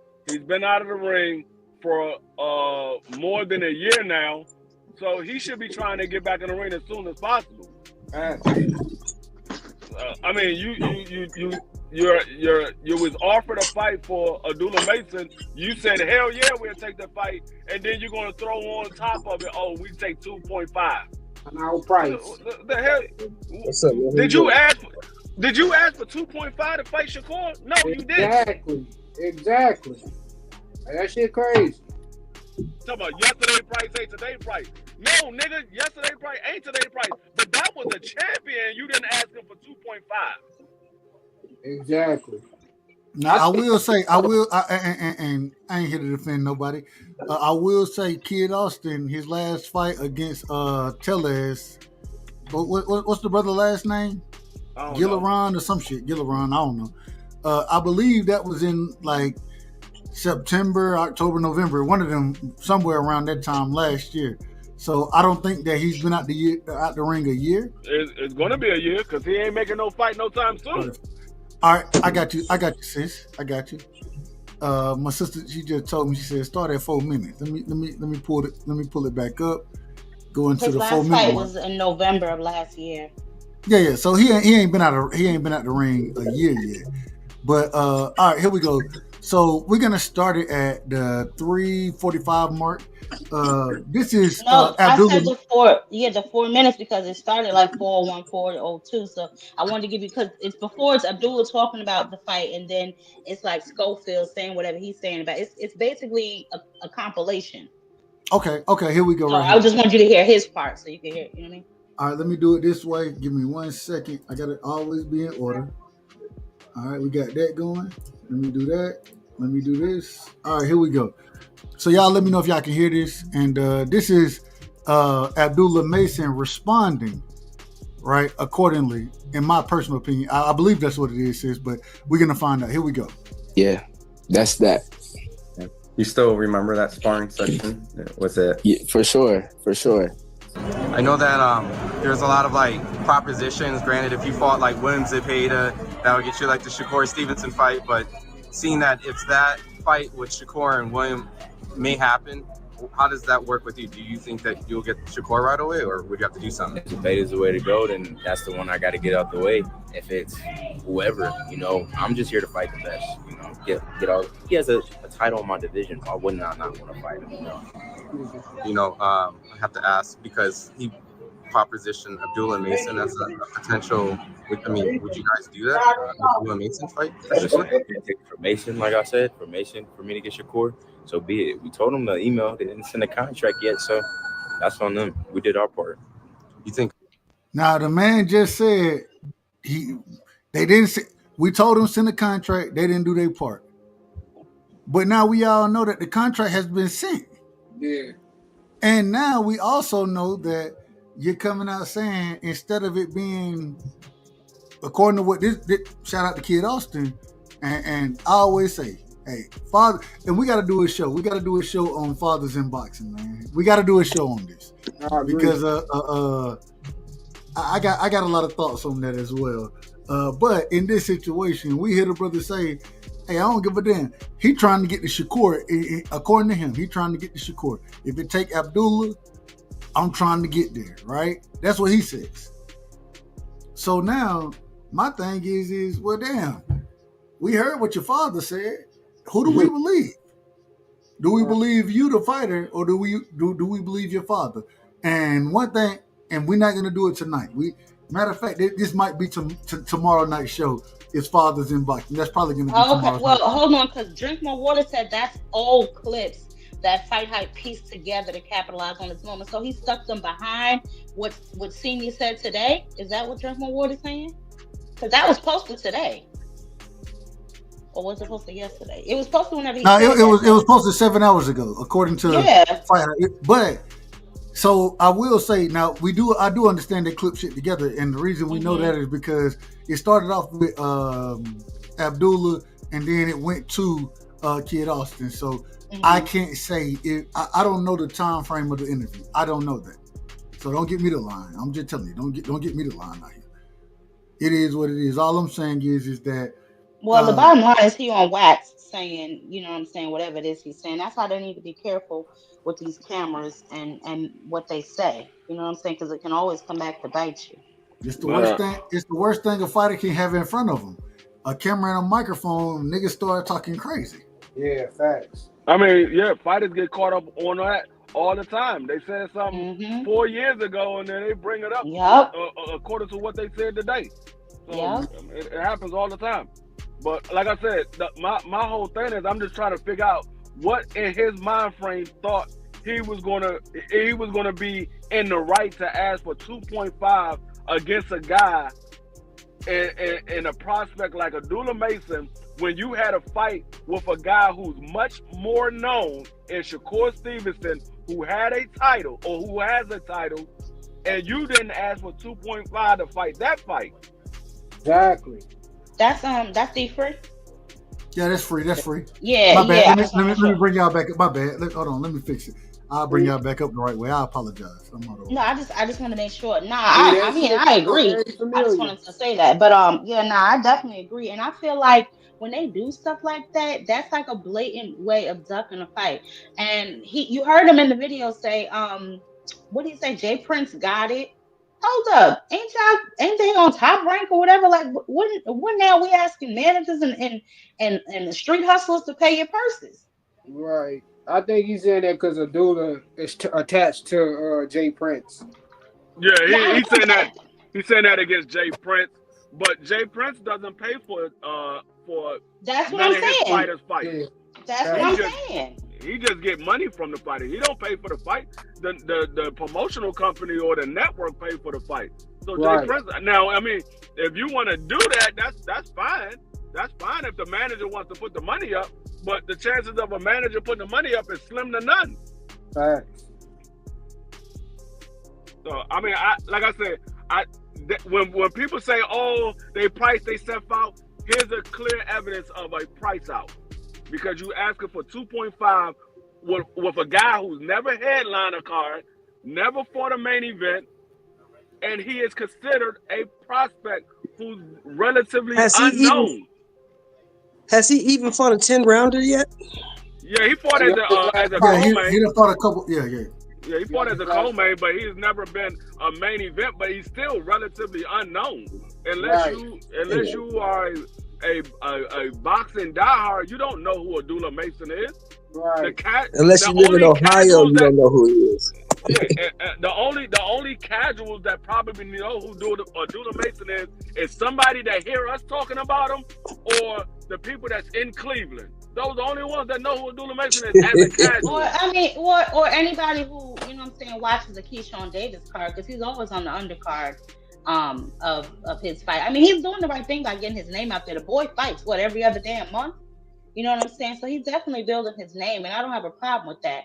My problem comes with Schofield. Like, how yesterday's price wasn't today's price, bro. Your stock is on a fire sale. What are you talking about? Like I said when we was on the show earlier on BVO show. No, this man, you can combine all of Abdullah Mason's fights and all of Floyd Schofield fights. Neither one of them have combined to $2.5 million together. Right. Yep. That's a fact. Don't be surprised if you see this nigga on Probox in a couple weeks. So, shout out to Probox. Hold on, real quick. Shout out to Probox because Probox putting on some good cards. So I ain't. Hey. Now if he over there, he out of order. I ain't gonna lie to you, he out of order. I want to ask this question though. So when we get into this whole understanding, and I'm not gonna blame Kid Austin in this situation. I'm not blaming him. Me personally. At the same time, no, I'm gonna say that for tomorrow. I'm saving it for tomorrow. We got to talk about these boxing. You don't gotta go into it, but you gotta give context to whatever statement you about. But if I give context, it goes into the boxing dash, and I want that to be a conversation in itself because I got a lot of opinions on these boxing dads out today. I got a lot of opinions, so I want that to be a different conversation than what I'm getting into tonight. Me personally, if that makes sense. The bottom line is Floyd Schofield Jr. Senior is out of line. Junior Senior out of order, man. That shit sounds so familiar though, bro. I ain't gonna even lie to you. That shit sound hella familiar. And you know where I'm going with the boxing dash. Yeah. That's why I say I think that deserves a show in itself because it's a lot to address there. It's a lot to break down and address. What you gonna name the show? Because I got a couple suggestions. Hey, text me the suggestion, sis. Matter of fact, I'm gonna pick your suggestion. Just because you said that, I'm picking yours. I ain't even thought about what I'm gonna name it, but I'm picking whatever suggestion you give. I'm gonna pick it. I'm gonna pick one of the three. Hey, Doug, we on the same page. I know exactly what you're talking about. That's why I said that. So, but all right, I wanna and real quick, I just want to ask this question: if the fight happens, right? I don't think it'll happen anytime soon. Not according to Floyd Schofield Senior, Junior. That nigga whole field. So, but if the fight does happen, does anybody give Kid Austin a chance to win that fight? No. I give him only because of I don't feel like the muscles are gonna play a part in that shit, but I feel like Abdullah basically gonna box circles around him. Matter of fact, why he ain't put these 5 styles of boxing video together to bring up the generate $2.5 million he could put the fight on. Right. Why he ain't put the 5 styles together? What'd you say? I said, why he ain't generate a video for the 5 styles of boxing so he could generate $2.5 million and he put the fight on? Right. He keeps talking about this 5 styles of boxing. I'm still trying to figure out the 5 styles of boxing because he never gave me the 5 styles. He always gave me 4. I've never heard the 5th style. Amazing. And then he said Floyd been in the gym since he was in a playpen. But who was you training? Right. That's what I wanted to know. Who was you training? Because you've been training Floyd. That's the only person we know you ever trained. Yeah, exactly. Like, who the fuck was you training then? Well, where they at now? All I'm saying, look, at the end of the day, man, I'm saving it for tomorrow. I'm saving all my shit for tomorrow because I think we gotta have this conversation about these boxing fathers. The boxing fathers, in my personal opinion, you name them, I'll tell you if they out of order. And I don't think y'all gonna call me. Y'all already know how I am about this shit, nigga. I ain't got no problem saying if a motherfucker got order. So tomorrow we're gonna be focused on the boxing fathers. Thursday night, we will definitely be focused on that because I think we got to talk about niggas living vicariously, respectfully, living vicariously through their children, and I'm seeing a lot of that going on right now. So I want to move forward, though. Turki then came out now and he asking, or not asking, saying that he got a 2-for-1. He got a 2-for-1 out this motherfucker. He got a 2-for-1 as far as these pay-per-views go. Now he originally came out and said, "Nah, I'm putting the pay-per-views on, and hey, we're gonna have the lowest prices, right? $29.99 for the pay-per-view, stat card." Now he coming out saying, "No, we got a 2-for-1 for you. We got a 2-for-1 for you. Hey, on the block selling bad weed. $90. You can get 2-for-1. You can get two. You get 2 pay-per-views for the price of 1. This is a question. Hold, y'all out of order. Let me finish. The problem I have with all of this right here, the problem I got with all of it. So you telling me that, and if you really, like I said, the problem I have, if you're really trying to do something the right way, we could have had a month and a half, 2 months worth of boxing. Main fights.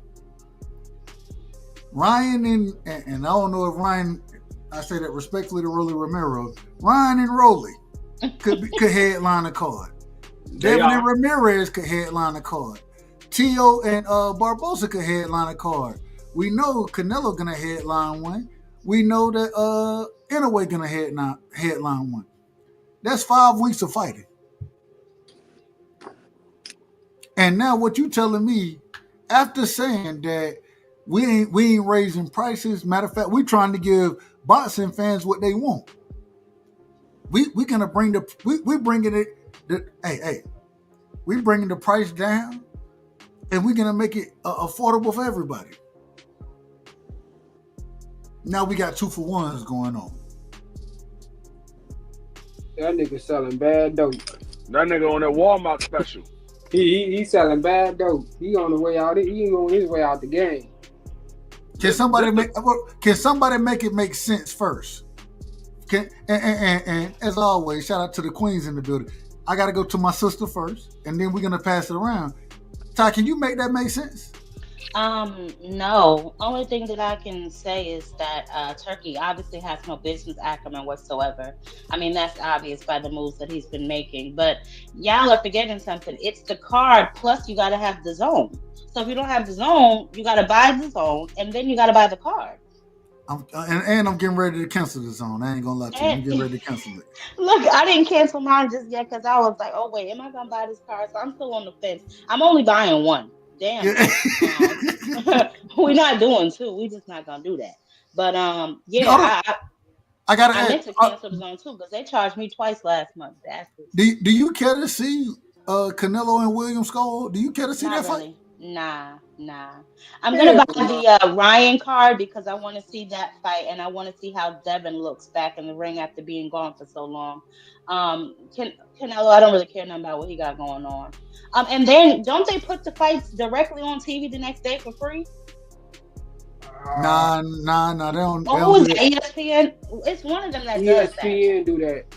Yeah, it's one of them that does that. But nevertheless, top ranking even with well, according to them, I don't even know they're not with ESPN Plus now anymore. So yeah. Whatever.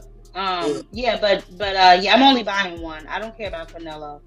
I'm only buying one. So I mean, again, Turkey has no business acumen, and thank God he ain't over here. But Boxing Hacker argued me up and down, telling me that Turkey ain't looking to get no return on his investment, which is the dumbest shit ever. Don't worry. You can't worry about anybody. I say that respectfully. You can never mind. Go ahead. I'm not even going there. I'm not going there. Nah, but I told him that anybody who puts out any money is gonna want something back. You know what I'm saying? So now he's trying to recoup as much as he can, I guess, before he heads back to Saudi Arabia or starts his TKO league, whatever he got planned. But he's trying to get back some of that money.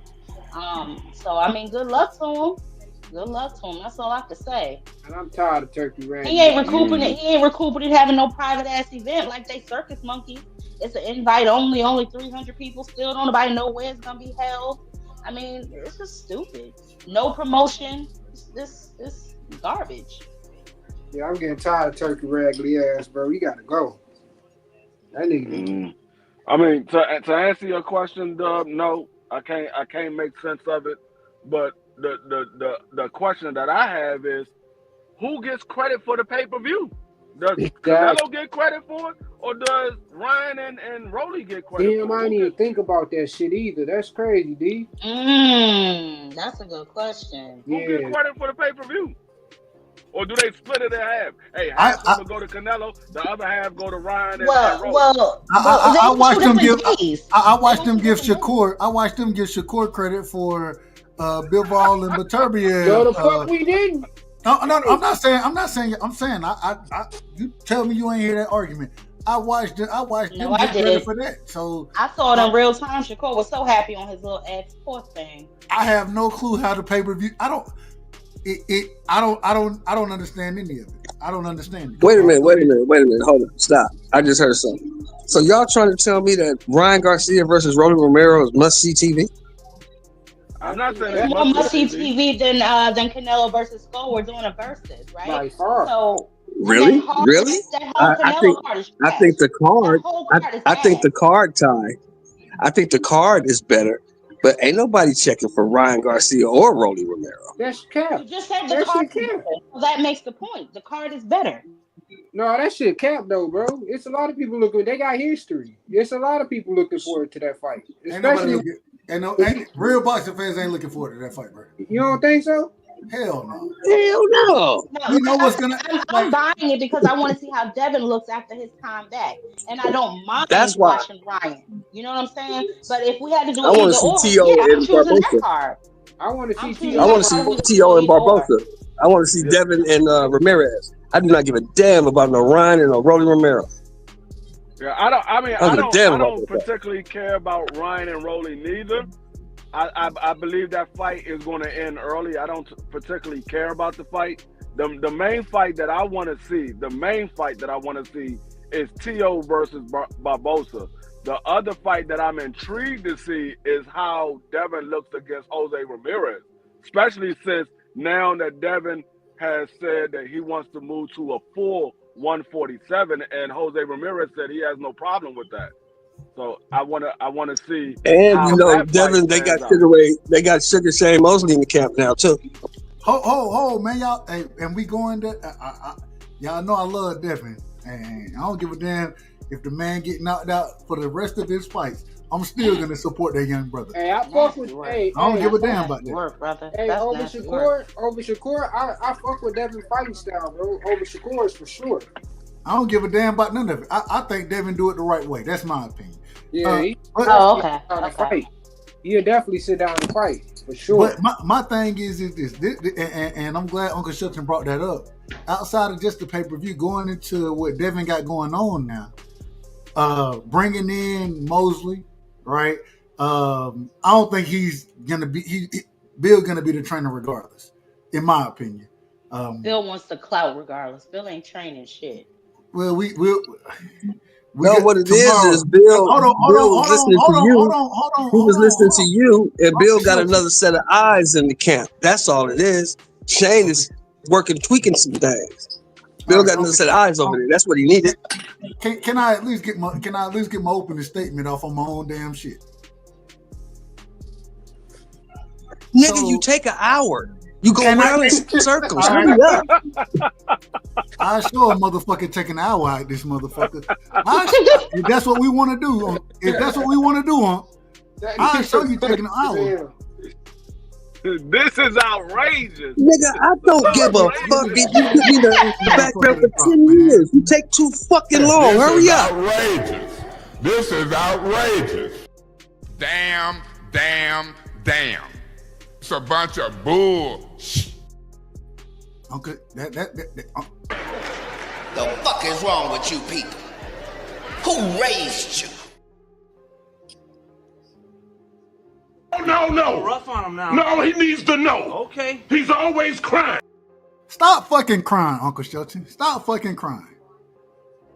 Shout out to my aunt, man. Look. Devin, in my opinion, and shit, the wild thing is y'all know, hey, I fuck with Devin. I think Devin has done it the right way, and damn it, I think everybody is looking to see how Devin's gonna respond from getting his ass whooped against Ryan Garcia. This is what people are looking for. Mm-hmm. Ain't nobody checking for what Ryan Garcia got going on. The nigga a drug cheat. The nigga a racist. Y'all can tell me whatever you want to about Ryan Garcia. The nigga done did everything that, as fans, we don't like. But he does it continuously. Continuously. Niggas are checking to see if Devin gonna be in order against Ramirez and if Tio gonna be in order against Barbosa. And I'm not gonna lie to you. I think Devin beat Ramirez. I think he'll make it look easy if he in the right mindset, and I think he will be in the right mindset. I think Tio got the hardest fight out there. Yeah, Barbosa. I ain't gonna lie to you. I think that Tio has a possibility to lose the fight against Barbosa. I don't know who I'm picking yet in that fight. I haven't made a pick. You think it's a 50-50? 45-55. Money on Barbosa. 45-55. But at the same time, and you heard Uncle Shelton say he putting money on Barbosa. I think, man, Barbosa can fight. And one thing about Barbosa, I think he's much smarter than people give him credit for. I think if I know that T.O. can't fight going, he can't fight coming forward. Yeah. I think that Barbosa gonna know that. Yeah. And so Barbosa has showed the ability to fight going forward, going backwards. He's not as good going backwards, in my opinion, but that's okay because all I got to do is sit there at mid-range with your ass and fire off on your ass. If you want to counter, you're going to have to come to me to counter. And anytime I bring T.O. forward, the man going to struggle. He's going to struggle to get his shit off, in my opinion, and as far as what I done watched on the brother. We got my brother straight out of New Zealand, man. Fight Sports is in the building. Salute to my brother Fight Sports. Fight Sports, man. First question. What you got on this whole the whole card as far as the Madison, not Madison Square Garden, excuse me, Times Square card? That shit ain't in Times Square. Well, they still promoting in Times Square. If it ain't gonna be there, sis, you might be out of order in this situation. No, I'm not. That shit in the alley behind the abandoned building. And then it's cold as fuck in New York. Y'all, now, bro, you gotta realize, bro, it's gonna be in May. Well, yeah, it's May, bro. It ain't that damn cold. That's 2 weeks away. Hold on, it ain't that cold in New York in May, nigga. It's not cold like that. Yeah, in the beginning of May, it's still cold up here. What are you talking about? Before we argue that point, let me let my brother from New Zealand get in here. Let me let him get his opening bars off before we argue any points. Shout out to my brother Fight Sports. Fight Sports, welcome to the show. Give me your opening statements, my brother. Yeah, thanks for having me as always, Dub. You were going to ask me for my predictions for the card, or what was that? Your breakdown on the cards, your predictions, if you want to give them, if you don't have them yet, just to break down on what you think those fights are. What's the best fight? What's the worst fight? What are you most looking forward to seeing on that card? Well, the breakdown, my breakdown hasn't really changed much since it was announced. I mean, you asked me what the best fight is, and for me, the most competitive fight is T.O. versus Barbosa. The worst fight may be Devin versus Ramirez, just because it's probably going to be the Haney special 12-round slow decision. But I think the worst fight, meaning the one I could do without, is Garcia versus Rolly, just because there's no question who wins that fight. The only question is how long can Rolly stay on his feet. Devin, if Devin's half of what he was before the Garcia fight, he should be able to handily beat Ramirez, because Ramirez telegraphs a lot of what he throws. He leads with the right hand when he shouldn't, and he's just easy to hit. So that should be a pretty routine fight for Devin, but how's he going to come back from the Garcia fight? So that fight is intriguing. But yeah, T.O.'s very consistent at being inconsistent, and Barbosa is a legit challenge. So yeah, I'm looking forward to all of the fights in different ways. My thoughts on who I think the guys we want to see win, the three, I don't know what you call them, the three favorites, the three leaders. They're not the three kings. Let's not kid ourselves. I think they're going to win.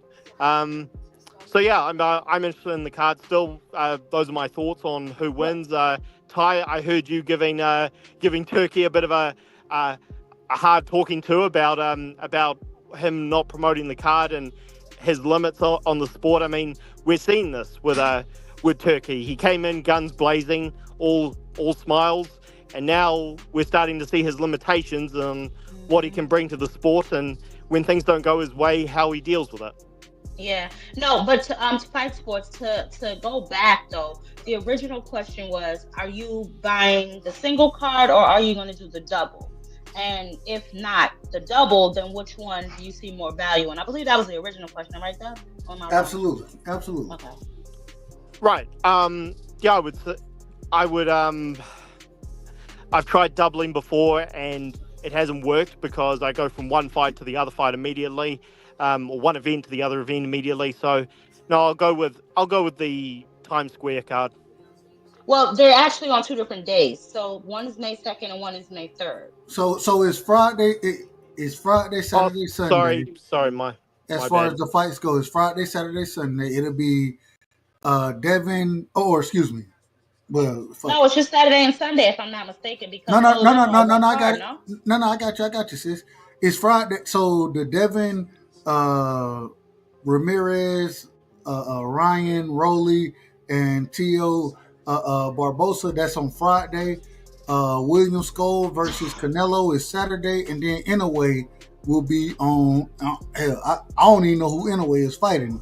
Sorry. That'll be on Sunday. Sorry, mind blank. I'm not really going to be too interested in the Canelo Skull fight because, well, it's Canelo Skull. Nobody asked for this, and Skull's not really got much going for him. In a way, I always watch Inoue fight. I just don't think this fight is going to be that competitive. But do you know who Inoue is fighting? Yeah. Picasso is decent. Then what's the brother name? Was Picasso? I believe it's Picasso. I'll have to double check. It was. Is it the Picasso? Is it the vamp? I say it respectfully to my brother Picasso. Is it the Picasso, the vampire in the chat? You got too much going on, dog. You got too much. His last name is Carneas or something like that. Sorry. Yeah, thanks for clarifying there. Yeah, Cardenas, he's stepping in. Sorry, I got the names mixed up. Cardenas is stepping in for Picasso because Picasso was offered the fight but turned it down because he's not confident. Cardenas, he's got an okay record, but there's nothing about him that. I mean, most Inoue fights are one-sided anyway, but this guy's he doesn't really have the technique or the power to give Inoue too much for trouble. So I'll watch it for entertainment, but I don't think it's going to be that competitive. So the competitive fights are on the Times Square card. Amazing. Go ahead.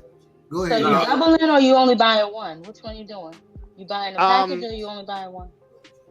I'll buy the Times Square card. The other one, Canelo Skull, I'll go to the bar and watch the end of it. Yeah. I mean, like I said, I'm more intrigued with the fight on Friday. I don't really care about the William Skull fight. And the Monster Inoue fight, that's on ESPN, so I get to watch that for free. So I definitely will watch that. Yeah, me too. So, I wanna talk about the fact that Devin is moving to 147. Why you think he decided to change to 147 a couple of weeks from the fight? So according to Devin said, and correct me if I'm wrong, I believe he said that he disagreed. He disagreed with that happening. But my whole thing is, I don't understand these catch weights anyways. Fuck a catch weight. Nigga, fight at the division. If you're going to fight at 47, fight at 47. If you're going to fight at 40, fight at 40. Damn all this catch weight shit. And I disagreed with it when it was Ryan and Tank. Nah, nigga, hey, Ryan, make the fucking weight. You know what I'm saying? Or if you're not going to make the weight, then you ain't going to get the fight. That was my opinion. Even when it came to Devin and Ryan. All right, we fighting at 40. Ryan come in 3 pounds over. The man just ain't disciplined. And me personally, I look at that as a disrespect to the sport. One of the things we talk about in boxing is professionalism. You come in, you make the weight. Regardless of if you sign the fight at this weight, you make the weight. That's how I look at it. In Devin's situation, nigga, you should have never even had a conversation about 144. So whoever allowed you to have that conversation, and now you want to move to 47, whoever allowed you to even have that conversation is out of order. And you out of order for allowing them to say, nah, we're going to make this fight at 44. No, nigga. Either you're moving up or you're not. It's no in between, in my opinion. So Devin's the B side in this fight, though? No, Devin the A side. So then he's the one who initially made the weight, no? No, but no. Well, he no. Ain't nobody made weight yet. But that's I'm the talking weight about that was No, she offered. talking about he That made was the the weight weight. that was offered. That's the weight that was offered, which That's is what out I'm of saying. order. So then he's not the A side then. Say it again. How can he be the A side if he has to concede to what the B side wants as a weight? No, but he's not conceding. He's the one saying that even though he says that it's not true. I don't believe that. I believe if anybody is saying that they want to fight at 47, it's Devin's team. So that's why I'm saying I'm calling Devin out of order. That's what I'm No, but what saying. I'm saying is initially who said 144? Whose idea was it to fight at 144? I believe it was Devin's team. That's what I'm saying. And they wrong. And that's why what I'm saying is that why the fuck would you even agree to some shit like that? Well, No, nigga. what I think it is, and this is part of Bill. Bill's the manager, and they probably said, well, we're not taking the whole 147 because Devin hasn't fought there yet. He's been at 140, so we're going to fight at a catch weight. But now that it's getting closer to the fight night, you realize it's too much for Devin to drop down to 44. So they want to fight at 47. But what was the point of it? What was the point of 44? Because what was the point of it? Like I just said, Devin hasn't fought at 47, so he didn't want to put him at a whole 147 yet. He's moving up from 140, so he wants to try him out at 144. And I say this respectfully, and this is why we got to have the father show, because I believe you're putting it on Bill. I say it respectfully. You know, and anybody who know me know I rock with Dev. That's some bullshit. I mean, I'm putting it on Bill because Bill is his manager and CEO. And so we got to call. We got to. Somebody got to be out of order. Somebody got to be called out of order. How about the whole damn promotional team out of order? Devin ain't promotions out of order. Well, go ahead, I Frank, think. Go ahead.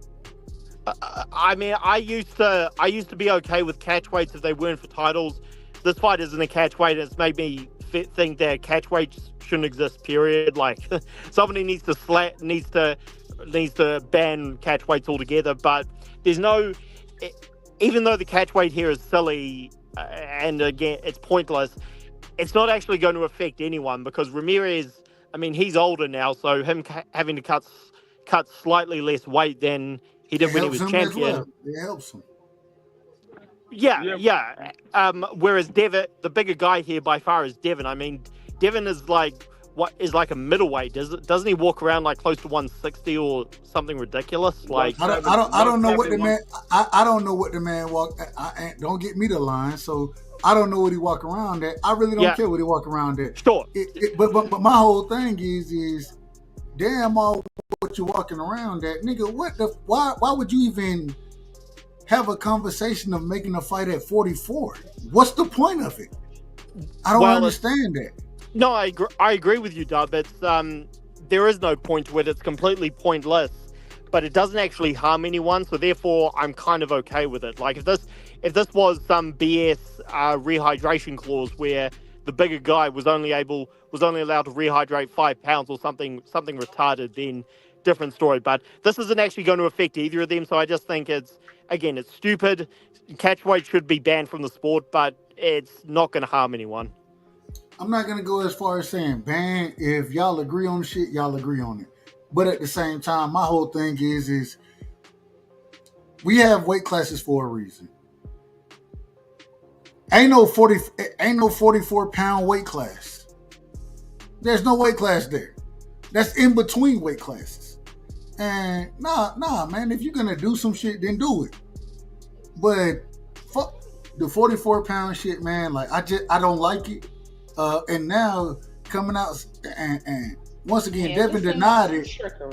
Devin denied it or whatever. But shit, somebody said it. Somebody made it an opportunity to fight at 44.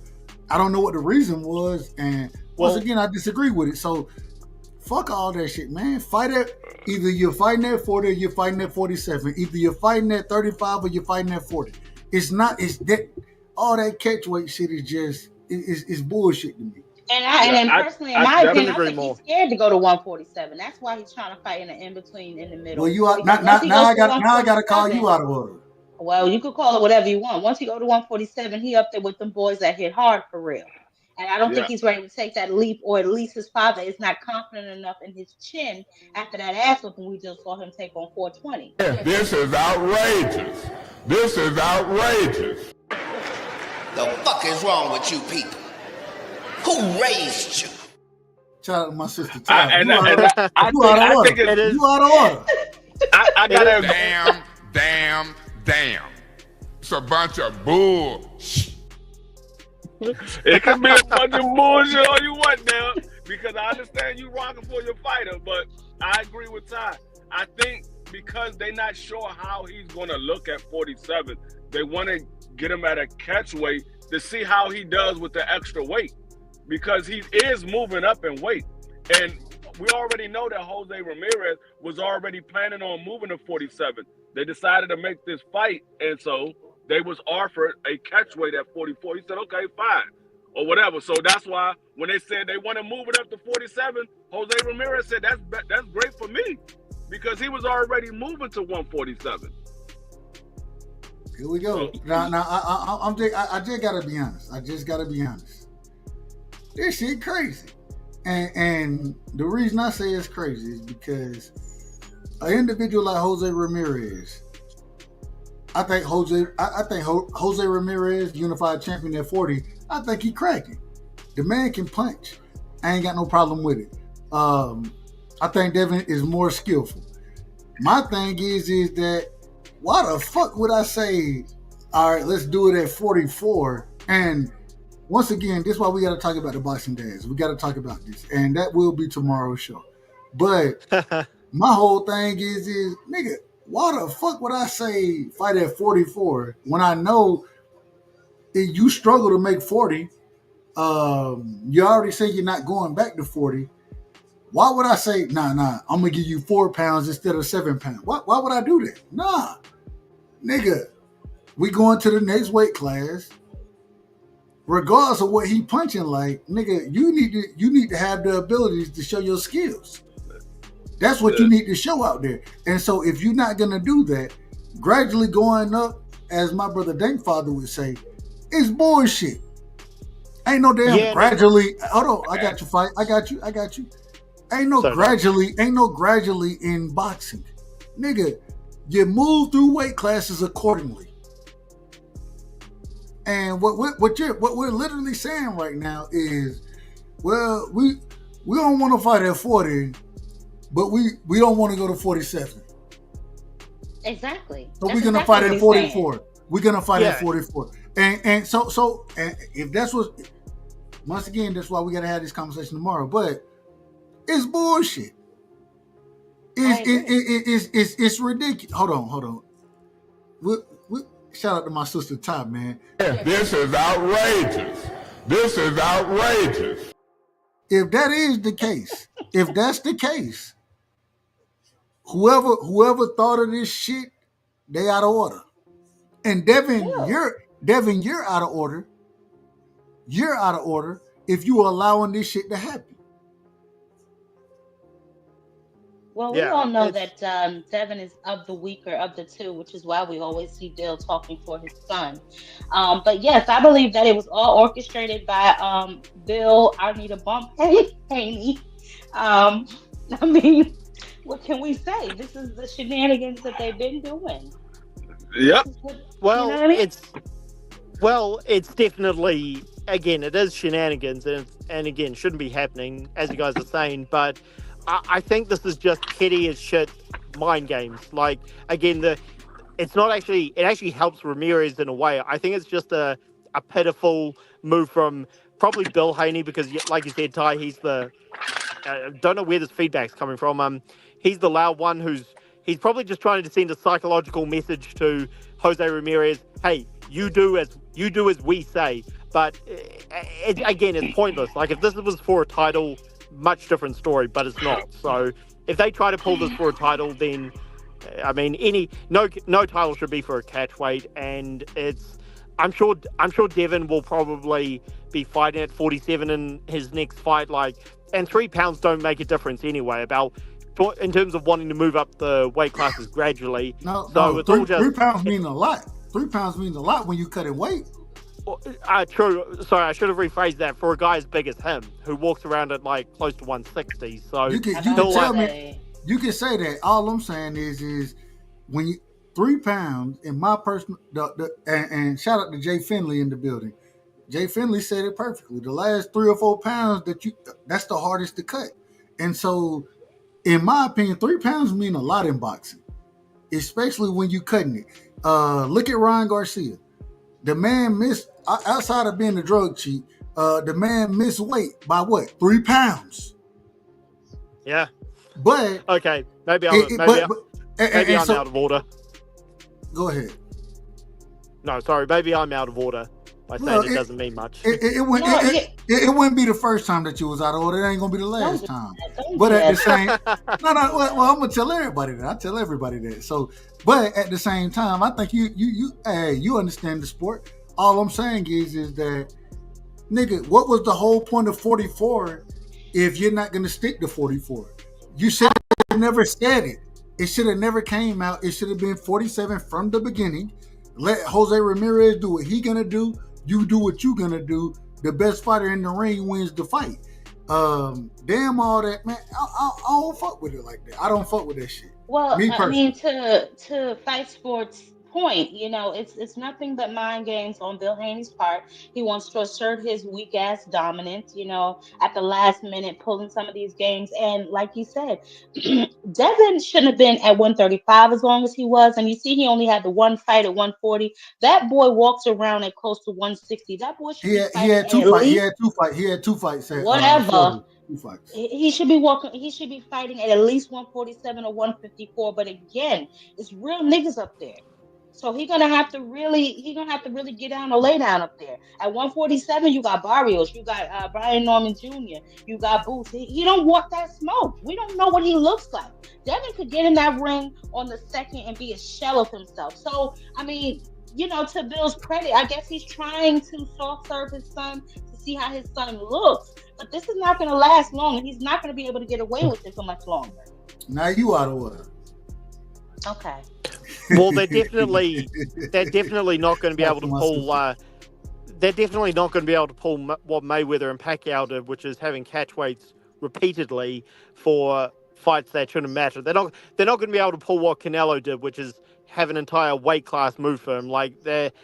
This is just semantics of them trying to maybe get a psychological edge, but I don't know if it will mean anything, but. Yeah, if they try to pull a catch weight in their next fight, or there's some shenanigans with the winner of the Haney Garcia fights there, let's say they fight each other next and one of them tries shenanigans, maybe they're concerned Ryan will miss weight again, and therefore they'll say, okay, you're gonna have to cut. You came in 3 pounds heavier last time, so now you've got to cut 3 extra pounds. Maybe it's just some BS like that, but it won't really mean anything. It's just bullshit.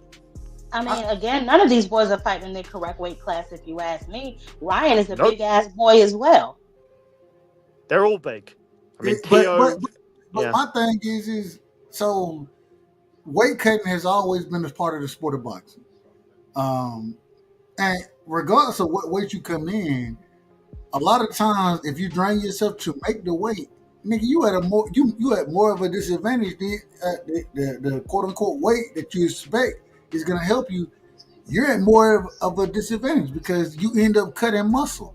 And hey, I don't know. I ain't no boxer, you know what I'm saying? I know a little about cutting weight, nothing crazy, but I don't know.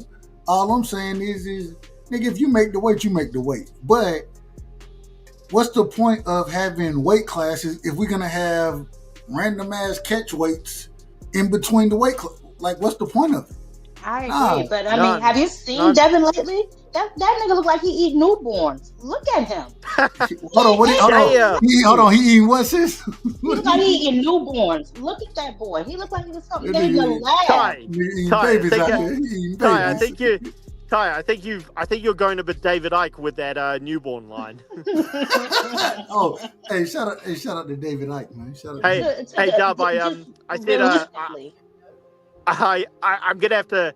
I have to go back to work, but thanks for having me. But on BDA show earlier today, we were talking about the Schofields going more schizo, and I said that with all the conspiracies they came out with, they must have had a word with David Icke or Bill Cooper. Talk about like alien invasion. We're being abducted by aliens. That they were inches away from saying that. I swear to God. Shout out to my brother Fight, man. Fight, do your thing, Thanks my for having me, brother. guys. Shout out Peace. to New Zealand as well, man. Much love and respect, man. We international. He ain't lying though. I don't think he's lying. Ty, I gotta ask you now. So we international. I know that's right. I gotta ask you, sis. So, who wins the fight? Devin? Out of all of them, Devin and Ryan, or excuse me, I said Devin and Ryan. Well, we know Ryan Rowley. I think everybody picked Ryan's to win that fight. Devin Ramirez, Tio and Barbosa. Who do you pick to win those fights? To be honest, it's really a toss-up. We haven't seen what Devin looks like back in the ring since his last fight. So we don't know if he's going to come in and really be ready to get in there and get to action. And as far as Tio, man, you never know what kind of Tio you're going to get on any given night. So, he looked like he'd been training. He doing more at the bingo hall than anything. But, it was an old lady stripping. So I don't know what the hell Tio doing, interviewing for his next job. I don't know. But let's see. I think Barbosa's gonna come to fight because he smacked him. So we gonna see. Tio ain't really, like you said, Tio don't really come forward. So we gonna see. We gonna see. But I'm rocking with that card over the Canelo card for sure. What about the Inoue card, real quick? I'm gonna watch it. What time is it gonna come on? I never know. No. So it's in Vegas, and so I believe it's gonna be. I think this is his first fight in Vegas, and so I believe it's gonna probably come on like the undercard will probably start about 8, something like that, and then he'll come on about 10:30, somewhere in there, maybe 11. But right. But that's free, so it's whatever. I'll watch that. Yeah. Free. What you got on it? As far as who I believe going to win? What out of those, real quick, and Ty, real quick, I gotta ask, and I'm coming right back to you, Free. I apologize. You got to give me a pick on, and I think I know your pick, but Canelo Williams Skull. Who you got on that fight? Have you ever seen Williams Skull fight? No, I have not. But he looked pretty strong in their little dingy basement presser they had in the abandoned building. Y'all can't tell me that presser was not depressing. It was all dark in there. Man, sis, you know the problem I have with all of that fight? I told folks 2 years ago, I said on this show, I said, all right, y'all gonna be mad when Canelo in the ring with William Skull. William Skull, this was when Canelo was undisputed. This is before he had the IBF forced him to drop the belt. William Skull was the mandatory. Shout out to L-Dub Boxing. Hey, like KO do, I talk to L-Dub here and there. And L-Dub was like, man, the IBF gonna mandate this fight regardless. They don't give a damn about none of that shit. And either Canelo gonna fight William Skull and y'all gonna be mad at it, or he gonna drop the belt. And what happened is what? He dropped the belt. William Skull became the mandatory, became the champion. It was elevated to champion. And then now we're gonna see that fight happen. But and we talked about this 2 years ago as far as William Skull go. I just got to put that on the record and make sure we're honest about it. Go ahead, sis. My apologies. No, I think Canelo is gonna win. William Skull doesn't have any power. He's a 168-pound Tim Bradley. Damn. But he has absolutely no power. Hold on. You say that again? 168 pounds Tim Bradley? Yeah, the man got only like 8 or 9 knockouts. has no power at all. But far as Rolly and Ryan, I think Ryan knocks Rolly out somewhere between the 3rd and 4th round. Devin and Jose Ramirez, I think it's going to go the distance. If Devin doesn't have any lingering effects from the Ryan Garcia fight, I think Devin can clearly outbox Jose Ramirez. We've seen him get outboxed by Aaron Barbosa. So I think Devin can clearly outbox him if he doesn't have any lingering effects. But he also, Jose Ramirez is another big puncher that has a big left hook. So we got to see how he does against Jose Ramirez power if he happens to get touched at some point. But then the Tio and Aaron Barbosa, I hope and pray that Aaron Barbosa box Tio's skull off. I hope he does. I hope he boxes his skull off. I do not like Tio. Go ahead, for my bad. Yeah, I don't like Tio. I don't like nothing that he says. Like when he's in there and he's on his A game, he's a heck of a boxer. But far as the things that come out of his mouth, I don't like nothing that Tio says. Tio gets on my nerves on an everyday basis. So I want to give my breakdown on all the. Oh, go ahead, sis. I was just gonna say, well, damn. Tell us how you really feel. Tell us the truth. We ain't got no problem. Hey. Nah, but Tio, he does a lot of things for attention. And again, to me, you just never know what kind of Tio that you're gonna get in that ring. You know what I'm saying? So who the hell knows? But he can fight when he comes to fight. So we gonna see. But to D's point, like I said, we got to see what type of Devin is going to show up that night. So I want to give my opinion on all three. Respectfully to Monster anyway. He gonna stop. I don't know the guy that he's fighting, so I'm pretty sure he's gonna stop him. I don't know. He should have been fighting MJ. Medaliev, however you say their brother last name. Medaliev, yeah. Thank you. He should have. That's who he should have been fighting, in my opinion. But we'll get to that in a second. As far as the cars go, I'm not gonna lie to you. If you ever get the chance, ask KO what I'm a fan of. I love boxers. I ain't gonna lie. William Skull can box. William Skull can box. The man ain't got no damn power, and he ain't gonna be able to keep Canelo off of him. But the man, he can box. You know what I'm saying? I believe a Cuban background. The man gonna get stopped. He gonna get stopped in the fight. If he don't get stopped, then he get washed. It's not really gonna be that close. But I think William Skull is a decent fighter. I done seen a couple of his fights. I did a lot of research on William Skull. I probably have to do that before the fight. I usually do it right before the fight if I don't know the fighter. But I think that people need to stop doing is just assuming that because Canelo is an alcoholic now that they can whoop him. You know what I'm saying? I think that they need to stop assuming that immediately. And I'm glad you said that. That redhead Chucky doll ain't nothing to play with. I'm glad you said that because I got one more topic before I shut this shit down. But before I get to that, I'm glad you said that. Remind me exactly what you said, and I'm not gonna forget it. I don't think, but I should be in order. Look, when it comes to Devin, I think people don't give Devin enough credit. Anybody who know me know I'm a fan of Devin, so I may be biased. I may be very biased in this situation. I think Devin. I think he'll wash it off, and I think he's gonna come back better. I think he's cut like that. I think that he has the mental mindset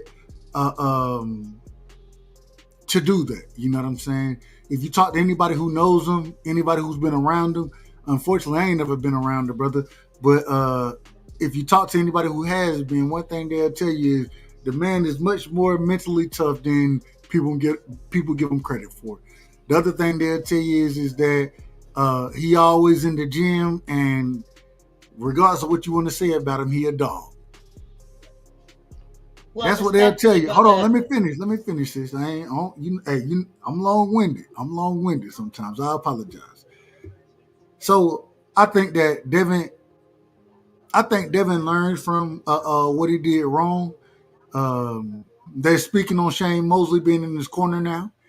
I think that's good for him. Shane Mosley is going to bring a different dynamic as far as the fighter that Devin is. And so I think it's always good for him to have those different opinions and those different eyes in his corner. What I worry about is this. Is Bill going to be in the corner? That's what I worry about. When Devin told Bill, Lomachenko know what we doing. He he already know that. Bill said, no, just rely on the brick. Rely on the right hand. Run it down the middle. All right, cool. Nigga, if I can't run it down the damn middle and I'm getting caught with shit, we need something else to happen. And the problem is, shout out to my brother Cash. The problem is this. I think that Devin knows exactly what Bill knows as far as the sport of boxing. Devin has been there as long as Bill hasn't been there.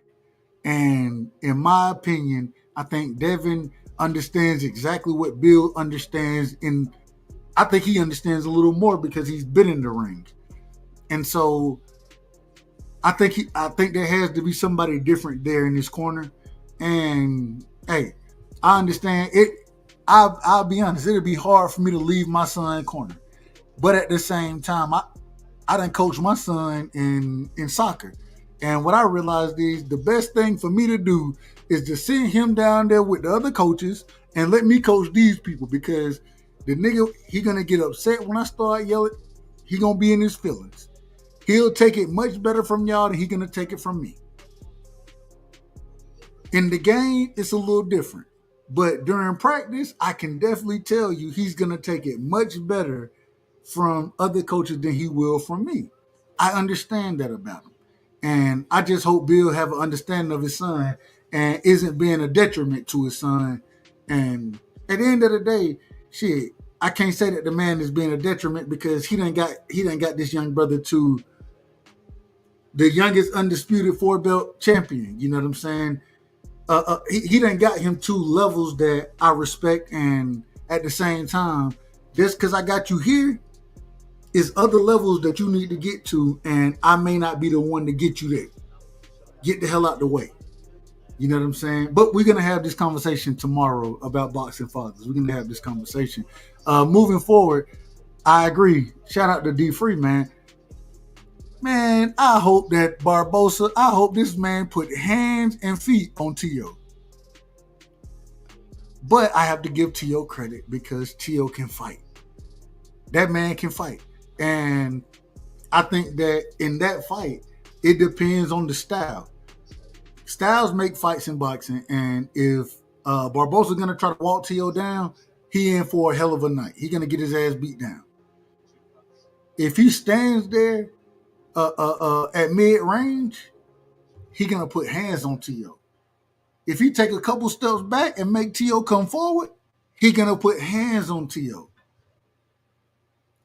But I just think that because I know it, I think the majority of individuals who watch boxing know it, he should know it.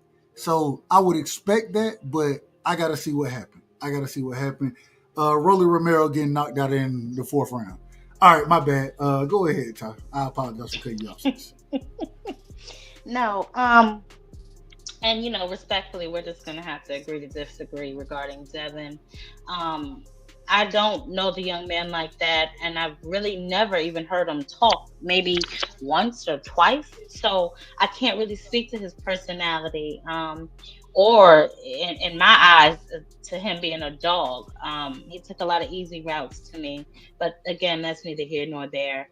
I will say a little snippet about Bill, and then I'll save the rest for tomorrow. I'm not sure that Bill is a very narcissistic person. Save it. Save it. Nope. Save it. And the reason, because this goes into exactly what you about to say, and I don't know exactly what you're gonna say. But when you got the narcissism, That's save it. Well, so I'll just do a gloss then. So basically, to your point, I don't know if he's going to be able to step away from his son's corner, or if he'll be able to release enough. What do I want to call Control. it? Control. No, that ain't the word I was looking for. Spotlight. Spotlight. Spotlight is let crazy his word. son to let his son elevate. But I'll save the rest for tomorrow. But yeah, that's all I have on that. And as far as Tio, he can fight when he wants to. Again, it's a toss up with him. You never know. It depends on, you know, who's training him, you know, what he got going on. I hope his father will be in tomorrow's conversation as well. Absolutely. Because I have a question about him and you know, his you know, love for the powder. So we'll get into all of that, I guess. Hold on, wait a minute. His love for the what? His love for that booger sugar, baby. Lord have mercy. Oh no, he's not the booger sugar. That's Bill. He's the pipe, ain't he? Whatever the case may be. He is the book. He the booger sugar. Oh, okay. Supposedly. Allegedly. I don't. YouTube. We don't know these things to be fact. We're not denigrating anybody. We just speaking on things that's been stated before, and we'll play the videos next time. We will play that. We will play the videos. Free. I want to go to you real quick. Yep. Break the card down and man, how you got the card playing out? Oh, I already said it. I think Canelo is going to stop Williams Cole. I think Ryan's going to stop Rolly between the third and fourth. I think Devin should be able to outbox Jose, and I think Tio probably will win. I'm just hoping that Aaron Barbosa actually wins the beats fight. Tio. I don't even think he's going to land a punch because he's not a big puncher neither. I just hope. I mean, maybe he had whatever the little French dude had that stopped McGear. Maybe he had some of that in his system. I don't know. But I just hope that he makes Tio regret everything he said about black people. I ain't mad at it. I got one last thing I gotta say. I gotta say this. And I gotta take we trying to shut the show down and trying to make it a 2-hour show. That's what we're trying to do. It don't always work that way. Say it again, sis. I say you so corny. Why you shutting it down? Ain't nobody here got nothing else going on. Well, fuck it. Let's go. All right, fuck it. And see, matter of fact, and now you know we break day crew. Stop playing. Look, it's crazy work that you said because I got more boxing we can talk, but I always want to bring. Well, fuck it. Let's do it. So Errol Spence just came out, Mario Barrios comes out and says that he believes, or not even believe, that he didn't got the opportunity to face Errol Spence at 147. Real quick, shout out to my brother Drink in the building, man. Shout out to Drink, more water. Shout out to my brother. Good show, respectfully. Shout out to my brother Drink More Water with the $5 in the super chat, man. Much love and respect. You already know what it is, Drink. Drink, you gotta hit the link one day, my brother. You gotta hit. You ain't gotta say too much. Just say what's up. That's it. We just, hey. I feel like I've been around you too long. So look, Mario Barrio comes out and says that, and confirms that he has received, or not even received. He didn't say that. There are talks of him and Errol Spence fighting at 47. Now I gotta tell you, I think that's the craziest shit I've ever heard in my life. Me personally, because if the man wins, first off, then he got to fight Boots or he got to fight Brian Norman Jr. I don't want to see Errol in that fight. The second thing is, I thought the man looked weight drained against Bud. Why is it? Do y'all believe what Mario? Do y'all believe that's a true offer? And would y'all want to see Errol Spence come back and fight again at 47? Ty, we come to you. We go. Go ahead, BC. We'll go to BC, then go to Ty. I don't believe that that's a true offer. I don't know if Mario Barrio actually heard that from Earl's camp, because That was the whole thing with Earl. He didn't want to rematch Bud at 47 because it was too hard for him to make the weight. We saw what Earl looked like when he went in there. If it is true, I gotta call it for what it is. That means Earl ducked Terrence Crawford at 47. Oh no! Hold on, wait a minute. You out of order. Hey, I gotta call it how I see it. Oh wait, hold on, I man. I gotta stay consistent. Hold on, man. I gotta give you the drop, D. Free. I'm sorry. This is outrageous. This is outrageous. So you telling me if the man go fight Barrios, then he duck Bud, and Bud ain't fought at 47 since that fight? Hey, Bud said Bud moved. Hold on. Bud moved up to 54. Bud also is looking to move to 68. And you saying that EJ ducked him at 47 if he makes the fight with Barrios? If it's true, that's what Bud said. He said the rematch didn't happen because Bud wanted it at 47. Earl said he couldn't make 47. Damn. It's a bunch of bull. Nah. If he fight Mario Barrio, it was a duck on Earl's spot. On Earl's part. I will tell you. The man did say that he wanted the rematch at 54. So if he comes back to fight Mario Barrios, I understand the point that you're making. I do understand it. I disagree a tad bit. Only reason I disagree is because, and shit, I don't. What you want from me? Bud, the only nigga that been fighting, so EJ ain't even been fighting. So, but if he does go and make that fight, nigga, you should have made the damn rematch then. You should have made the rematch. I understand what you're saying. I do understand that. But I thought the rematch should have happened at 54. That was my opinion as far as that fight goes. But at the end of the day, if he comes back and fight Mario Barrios at 47, I understand exactly where you're coming from. Ty, what's your thoughts on it? Yeah, I'm gonna have to take a line from Bill Haney. If this ain't the most fraudulent shit, I mean, if he comes back and fights at 147, I mean, I don't even think he can make 147. EJ need to, man. I don't believe it either. I don't believe it for 1 second. I don't believe it for 1 Hold second. on, but Mario Barrios came out. Mario Barrios came out and confirmed it's on the table right now. He confirmed that. It might be on the table, but I don't believe that EJ got it on the table. I believe they are printing it. I think they just throwing his name out there, but I don't, because we haven't heard anything from EJ since the Bud. Man, the last time I heard from EJ, he came out with a Instagram link or post or something. I think it was like a couple of weeks ago. He said he's still in Japan chilling. I understand. So let me ask this. Would y'all want to see EJ back?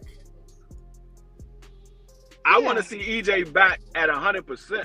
And I know we're not going to get the old EJ, but I want him to be as close to 100% as he can possibly get at this point in time in his life. I know we're not going to never see the old EJ, but I want him to be, when I say 100%, I want him to be physically healthy, and I want him to be at a weight that is comfortable for him, not at no weight where he got to drain down. He need a nutritionist and all this stuff. I need him to be at a weight that he's going to be comfortable to fight at. So you go out there, it was the best EJ we will ever get at that point in time in your career. Ty, you want to see him back? Yeah, I want to see him back, but like D Free said, at whatever is closest to 100%, 147 ain't it though. So I don't want to see him at 47. I ain't gonna lie to you, man. I think even at 47, I think EJ good enough to beat Mario Barrios. I do think he's good enough to do that. But he's been out the ring for what, almost 2 years now? Hell, it'll be 2 years in what? July 29th. There you go. Free will call it on the date. It'll be 2 years in a couple months. So it's been what? 20 months now? We damn near 20 months, 21 months. So, hey. Yeah. All I'm saying, so my other question is, if EJ comes back, say he says, nah, I ain't fighting at 47 no more. Wait, wasn't there whispers about him fighting Thurman too? Say it again. Wasn't there whispers about him fighting Keith Thurman? The man ain't gonna fight Keith Thurman. The man already done told us fuck Keith Thurman. He not fighting Keith Thurman.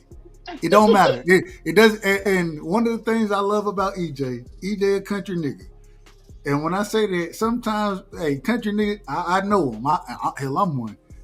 When you say some shit, you be like, you know what, fuck, man. If I really don't fuck with you, if I feel some type of way about you, nah, fuck this shit. I ain't fighting that nigga regardless. I don't care. And this was the question. If he comes back and fights at 54, right? Who y'all think he gonna? Who does he beat at 54 in y'all opinion right now? I don't know. I got to see what he looks like. But that's one of the major reasons why I don't believe the report, because EJ has never lied to us yet. Yeah, so EJ keep it a buck now. He keep it a buck. That's the one major reason why I don't believe the report. The man said he's not going back to 47. He's fighting at 54. He said he might even go to 60. So I don't believe the report him going to 47. But I don't know who he beats at 54 right now, because I don't know what EJ is going to look like. He's been out the ring almost 2 years. I don't know what he's going to look like. We sitting here questioning about what Devin Haney is going to look like off the beating off the beating that he took, and he was only out a year. Now EJ took a worse beating, and he's been out almost 2 years. So I don't know what he's going to look like. So I can't say who he can or who he can't beat. Who would you want to see him fight at 54? To be honest, I would want to see him fight somebody like Joey Spencer. Oh Lord! I need to see what you look like. You've been out of the ring for 2 years. Yeah, he needs a tune. And I know he's Mr. No Tune-Up, but he's gonna need a tune-up. I need to see what you look like, because if you can't get past Joey Spencer, you damn sure ain't getting past nobody else. Bro, Joey Spencer? No, I need to see what you look like. If you go in there and you destroy Joey Spencer in 3 rounds, then I'm like, okay, yeah, EJ's back. But if you go in there and you struggle with a Joey Spencer, no, you're not beating nobody at 54. Hold on, real quick. I shout out to my brother. Drink more water and drink. Hey, I know. Hey, you done had the battles, and it ain't about battles. I just want to hear your voice one time. That's it. Just get to know who I'm talking to. I don't know if I ever seen you on the panel. I know you said you was over at BF. Shout out to my brother BF. To say this right here though, EJ should cash out with a fight versus Virgil Ortiz. You trying to get the man hurt. You trying to get this man knocked out. Yeah. And like I said, I like EJ, but like I tell y'all all the time, I'm not a fan of none of these guys. I like who I like. I support who I support. Hold on. But I'm not a fan of none of them. So I'm going to keep it 100. Damn being a fan. EJ versus Virgil Ortiz, real quick, since Drink brought that up. Nah, I don't think that's good. I don't think that's good. I think being out of the ring for 2 years, money wise is good because they both from Texas. Yeah. They can put it in Cowboy Stadium. They can do that. All I'm trying to tell you is just this. You trying to say, man, Virgil Ortiz will fuck this. Goodness. I'm sorry. I'm out of order. Virgil Ortiz will hurt this man, in my opinion, man. I mean, like I said, I need to see what he looks like being out of the ring for 2 years. The last time we saw him in the ring, it looked like a shell of the EJ that we used to see. Bro, you know what and y'all gonna think I'm crazy when I say this. Y'all gonna think I'm crazy.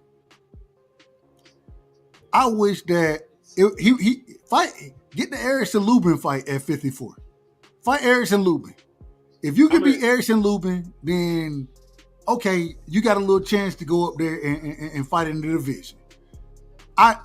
Hey, and shout out to the Hammer. Hammer fighting, I believe not this weekend, but next weekend on Probox. But at the same time, make that fight. Yeah, I mean that's a good fight. I'm not real big on Erickson Lubin. I think he's more of a gatekeeper at this point. That's what EJ needs. Gatekeeper. I mean, Erickson Lubin does have enough power to take EJ out. If EJ ain't back to where he's supposed to be, He has enough power to take him out. But Erson Lubin's chin is weak enough that if Errol Spence is back, we're going to know that Errol Spence is back. And that's a cash out fight for Erson Lubin. He can make some good money on it instead of being on Probox fighting God knows who. I say that respectfully, and it's probably Probox do a hell of a job with their fight. So I'm not trying to denigrate them. All I'm saying is that fight would be much better than any other fight that EJ could make at this current moment in time, in my opinion. And so, like, I don't want to see that man. Ain't no way this man can come in and fight. And once again, I think the man should retire. That's my opinion. But I can't tell nobody what to do with their life. So that's it. That's up to him. But that's what I would say. I mean, if people say they want to see Wilder still, I mean, EJ could fight still too. And what I say about Wilder. Yeah, Wilder, shout out to Wilder. Sit your ass down, bro. Sit your ass down. Wilder is completely done. This man fighting a fry cook now. Go ahead, sis. My apologies. Go ahead, sis. No, I was gonna say, ain't one of the Yin Yang twins at 54? They've been out for a while too. I believe. I'm sorry, the Charlo brothers. I knew exactly who you're talking about when you said Yin Yang twins. I believe that Mel is coming back down to 54, and I think I seen a video of him training earlier today. I believe he's coming back down. Ramos. He's supposed to be fighting Jesus Ramos. That's what they say. I ain't gonna lie. I love that fight. I don't like it for Mel because, first off, I thought Jesus Ramos beat Lubin. The other thing is Mel, you done went up 2 weight divisions. Now you coming back down, and you ain't fought in what? It ain't been but what, a year and a half. Was it a year That's ago? what I'm saying. They've been out around the same amount of time. Yeah. It's been almost a year. So Mel, almost 2 years. I say almost 2 years. Yeah. So Mel, I think Mel he got a chance in that fight, and I think Mel got skills. Now I'm gonna be honest. I ain't heard. I heard. Well, I did hear some shit about Maul coming back on the undercard of Caleb Plant. Yeah, that fight is made. I'm just gonna tell you the truth. I don't know what to expect from Maul. I have no clue what to expect. No clue. None. I don't know what to expect from either one of them, to be honest. I give Mel more credit. I think Mel more dedicated. I think, you got a cash out fight, but to come back and still be looking to, hey. One thing about Mel, in my opinion, the nigga always show he's stubborn than a motherfucker. You know what I'm saying? I say that respectfully. But he got dog in him. You know what I'm saying? After the draw, what he said, I want that shit back, and came back and knocked Castaño ass out. And so I give him credit. I can't give Maul that much credit. I can't do it. I think Maul is, I don't know what Maul is, to be honest. What was Maul's last fight? He fought on the undercard of David Benavidez versus Cater Plant. When was that Bubu Andrade? That's what I'm talking. When was that? I think it was Bubu Andrade. I think it was the undercard of Bubu Andrade. That shit was like 3 years ago. No, that was last year. That nigga didn't fight last year. That was a year ago. Mel Charlo, hold on. No, it was 2023. Jamel Charlo hasn't fought since 2023. That's what I'm saying. I know that nigga didn't fight last year. I know Maul fought after Jamel. No, we talking Jamel's about. last opponent was Canelo. No. Maul, we talking about. Hold on, real quick. I thought we Shout out talking to about my Mel. brother. No, we talking about both of them. But give me 1 second, sis. I got my apologies. You know how I am. Drink said it was hold 2023. on, free. Hold on. I'm telling you what Drink said. I gotta bring somebody onto the show, brother. Respectfully, I gotta bring somebody onto the show. So we got my brother in the building, man. Yeah, that's what I said. 2023. I call him. Hey, some of y'all call him Thomas Hill. I call him Mr. Chubby. You understand what I'm saying? Shout out to my OG in the building, Mr. Chubby. Welcome to the show. We've been in order. I ain't gonna lie. We've been very in order tonight. We've been out of order a little bit, but shit happens. Mr. Chairman, welcome to the show. Give me your opening statements. Man, first and foremost, shout out to all the good people up in Chatham. Shout out to and your mic is crispy. I gotta say that. Your mic is on point. Rice nigga, with milk and sugar on that bad boy. Rice crispy. Boy, they snap, crackle, and pop right now. Super crispy. But hey, shout out to the panel. Shout out to the chat. Shout out to the brother that's not out of order. Shout out to the sister that's not out of order. Shout out to me because I'm about to be out of order. And shout out to whatever the hell we talking about, bro. You know what I'm saying? I just want to be the one person that's not. When you gonna shout the host out? No, I'm joking, Mr. Chairman. I'm joking.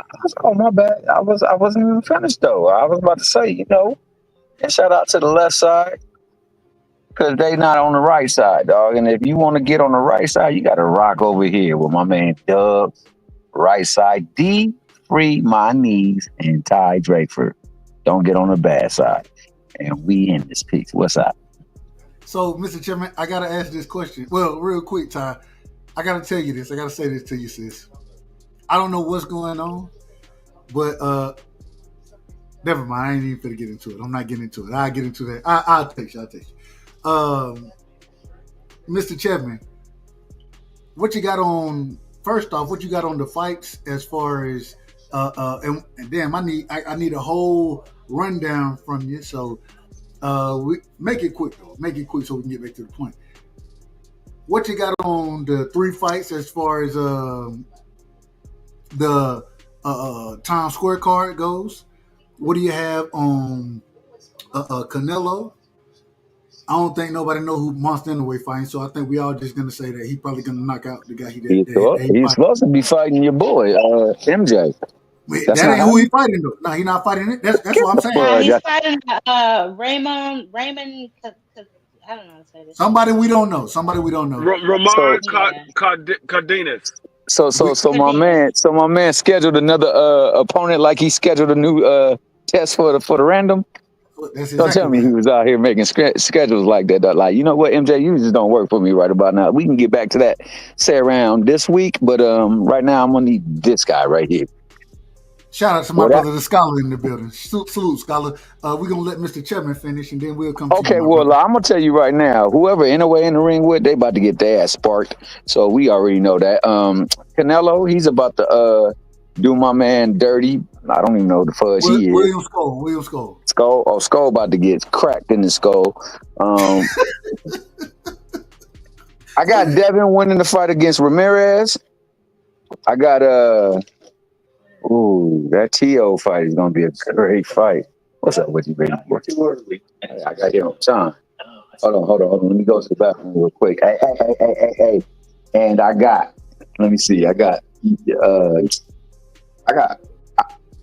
Ryan Garcia sparking Rolly about 7th round.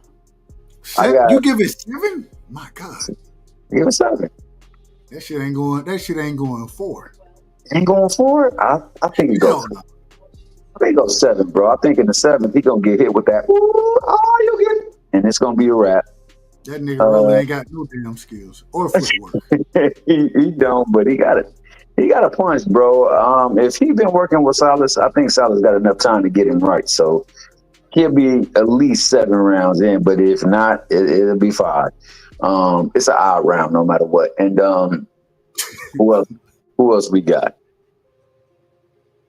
I think you covered all of them. I didn't say who. I still got T.O. winning, but I think it's going to be a tough fight. I think T.O. with a late round stoppage. You got a stoppage? Also, which one are you buying, or are you buying both? You bundling it up, or you only buying one? Good question, sis. Who they competing with again? No, Gabriela Fondor. I got Gabriela Fondor. No. The question is so are you gonna buy? So they have a bundle. Turkey came out with a bundle, a bundle pay-per-view package where you can buy both pay-per-views for, I believe, $90, or you can buy one of them for, I believe, $59. I believe those are the numbers. I might be wrong. $59.99. Yeah. Well, $60. $60. The 90 is a better deal. Say it again. The 90 is a better deal. You can get 2. So you watching the Williams Go and Canelo fight, and then you're Oh, watching the hell no, other I ain't card? watching that ish. The only fight I really want to see from Canelo is the Benavidez fight, to tell you the truth. I wouldn't mind seeing him fight what's his name? Morrell, but I think Morrell still got a little bit of more work to do before he get up in there with Benavidez, but with Canelo. But I do like Canelo versus what's his name? If he goes up, I do like to see him versus the winner. Benavidez? Better Bivol? yeah, better be or Bivol. The winner of that, I would like to see that. And I think that's a fight they'll make, especially since he has a chance to go, oh no, they don't have a chance to get all the belts. That's right. I ain't mad at it. Scholar, welcome to the show, or welcome back to the show, my brother. Go ahead, break it down for us tonight. Break. All right, my brother Scholar left. So, hold on, let me move that, fix that. There we go. Moving back into the kind of the topic that we were kind of cooking on a little bit. The Charlo brothers. Anybody? Go ahead, Mr. Chairman. First off, do you have anything on the Charlo brothers? No, the question was did we want to see EJ come back at what weight, and then who did the opponent? What opponent? That was the series of questions. Well, we can. Hey, I agree. That is a question right there. So, first off, Mr. Chairman, do you want to see EJ come back? And we're hearing he's coming back against Mario Barrios at 47. Mr. Chairman he busy right now. Scholar, you in the building? Let me see if I can hear you. Yeah, that was the weirdest shit in the world. As soon as I unmuted, it kicked me out the studio and put me in my own studio. It's out of order, though. It's out of order. It ain't the first time. Go ahead, my brother. I'll take this out. Click on up there. I'll make it brief. The bundle deal, you already know I get it for the free 99. You know what I mean? Fire Stick Boys back in town. Ever since Trump released these tariffs, everybody been tripping. China releasing Gucci bags. Turkey Al-Rashid got bundle bags. Everybody goddamn got a deal. They Oprah Winfrey with the shit. You get a deal. You get a deal. Am I going to buy the bundle deal? Absolutely fucking not, bro. I'll go to fight parties. I'll support in that way, but I'm not fit. I'm not fit on pay-per-views. You know what I mean? They getting ridiculous. Boxing is the only sport where the fans foot the bill. It's like the idea of waitressing. I never understood it. I go to your establishment and feed my family. You know what I mean? And I gotta tip your waitresses too. And you a corporation who get tax breaks and loops and shit, and I gotta pay little old me. Same thing with boxing, bro. I will not. So that's that. With the Errol Spence stuff, that is a smart fight, but it don't make any sense for me with Errol. And I tell you why. Errol Spence sat around a year talking about he wanted to fight with Bud at 54 and how he couldn't make 47 anymore. And that had a lot to do with his horrible performance. Now he's entertaining 47 because he know Mario Barrios' food. I mean, I'm surprised Brian Norman Jr. ain't ran that way. That dude is just waiting. You know what I mean? He a gazelle. He over there struggling to go drink at the water hole. He is prime steak right now. You know, so I see why Errol Spence is going to get it. But I wonder, I said this the other day, Dub, and I ain't give you this take. I thought after watching Boots against Stanionis, I think Spence would have beat Boots. Huh? Yeah. Hold on, real quick. You said you think that Spence would have beat the Boots that we saw against Stanionis. You think Spence would have beat him? Not this version. I'm talking about pre-Bud. No. Okay, even pre-Bud, you're saying pre-Bud Spence would beat the Boots that we seen against Stanionis, right? Yeah, because it was times where Stanionis would just walk in the front door and he wouldn't pay. You know what I mean? And he would just let him in there, and then Boots would start clinching. I'm like, well, shit, he can't keep Errol Spence out the inside. Errol Spence would have worked Boots' body. That would have been an interesting match. And look, but say what you want, he took a fucking beating by Bud and still didn't want the fight stopped. I mean, he looked like the Elephant Man in there. So I don't. EJ a dog. I don't see Boots just walking through EJ. I see EJ and Boots being a really, really good matchup if it would have happened, because he was in line for his belt. That would have been a great fight. Now looking at the Stanionis fight, Boots is good with his offense, but he lacks in his defense. That's why he do all that fancy slow motion stuff, because he don't want you to know that he lacks in his defense. But if you look, Stanionis touched him a whole bunch of times in that fight. So I mean, Spencer's gonna touch him, and all the stuff that they said about Bud, he couldn't take it to the body. Have we ever seen somebody have a relentless body attack against Boots? That's an interesting matchup.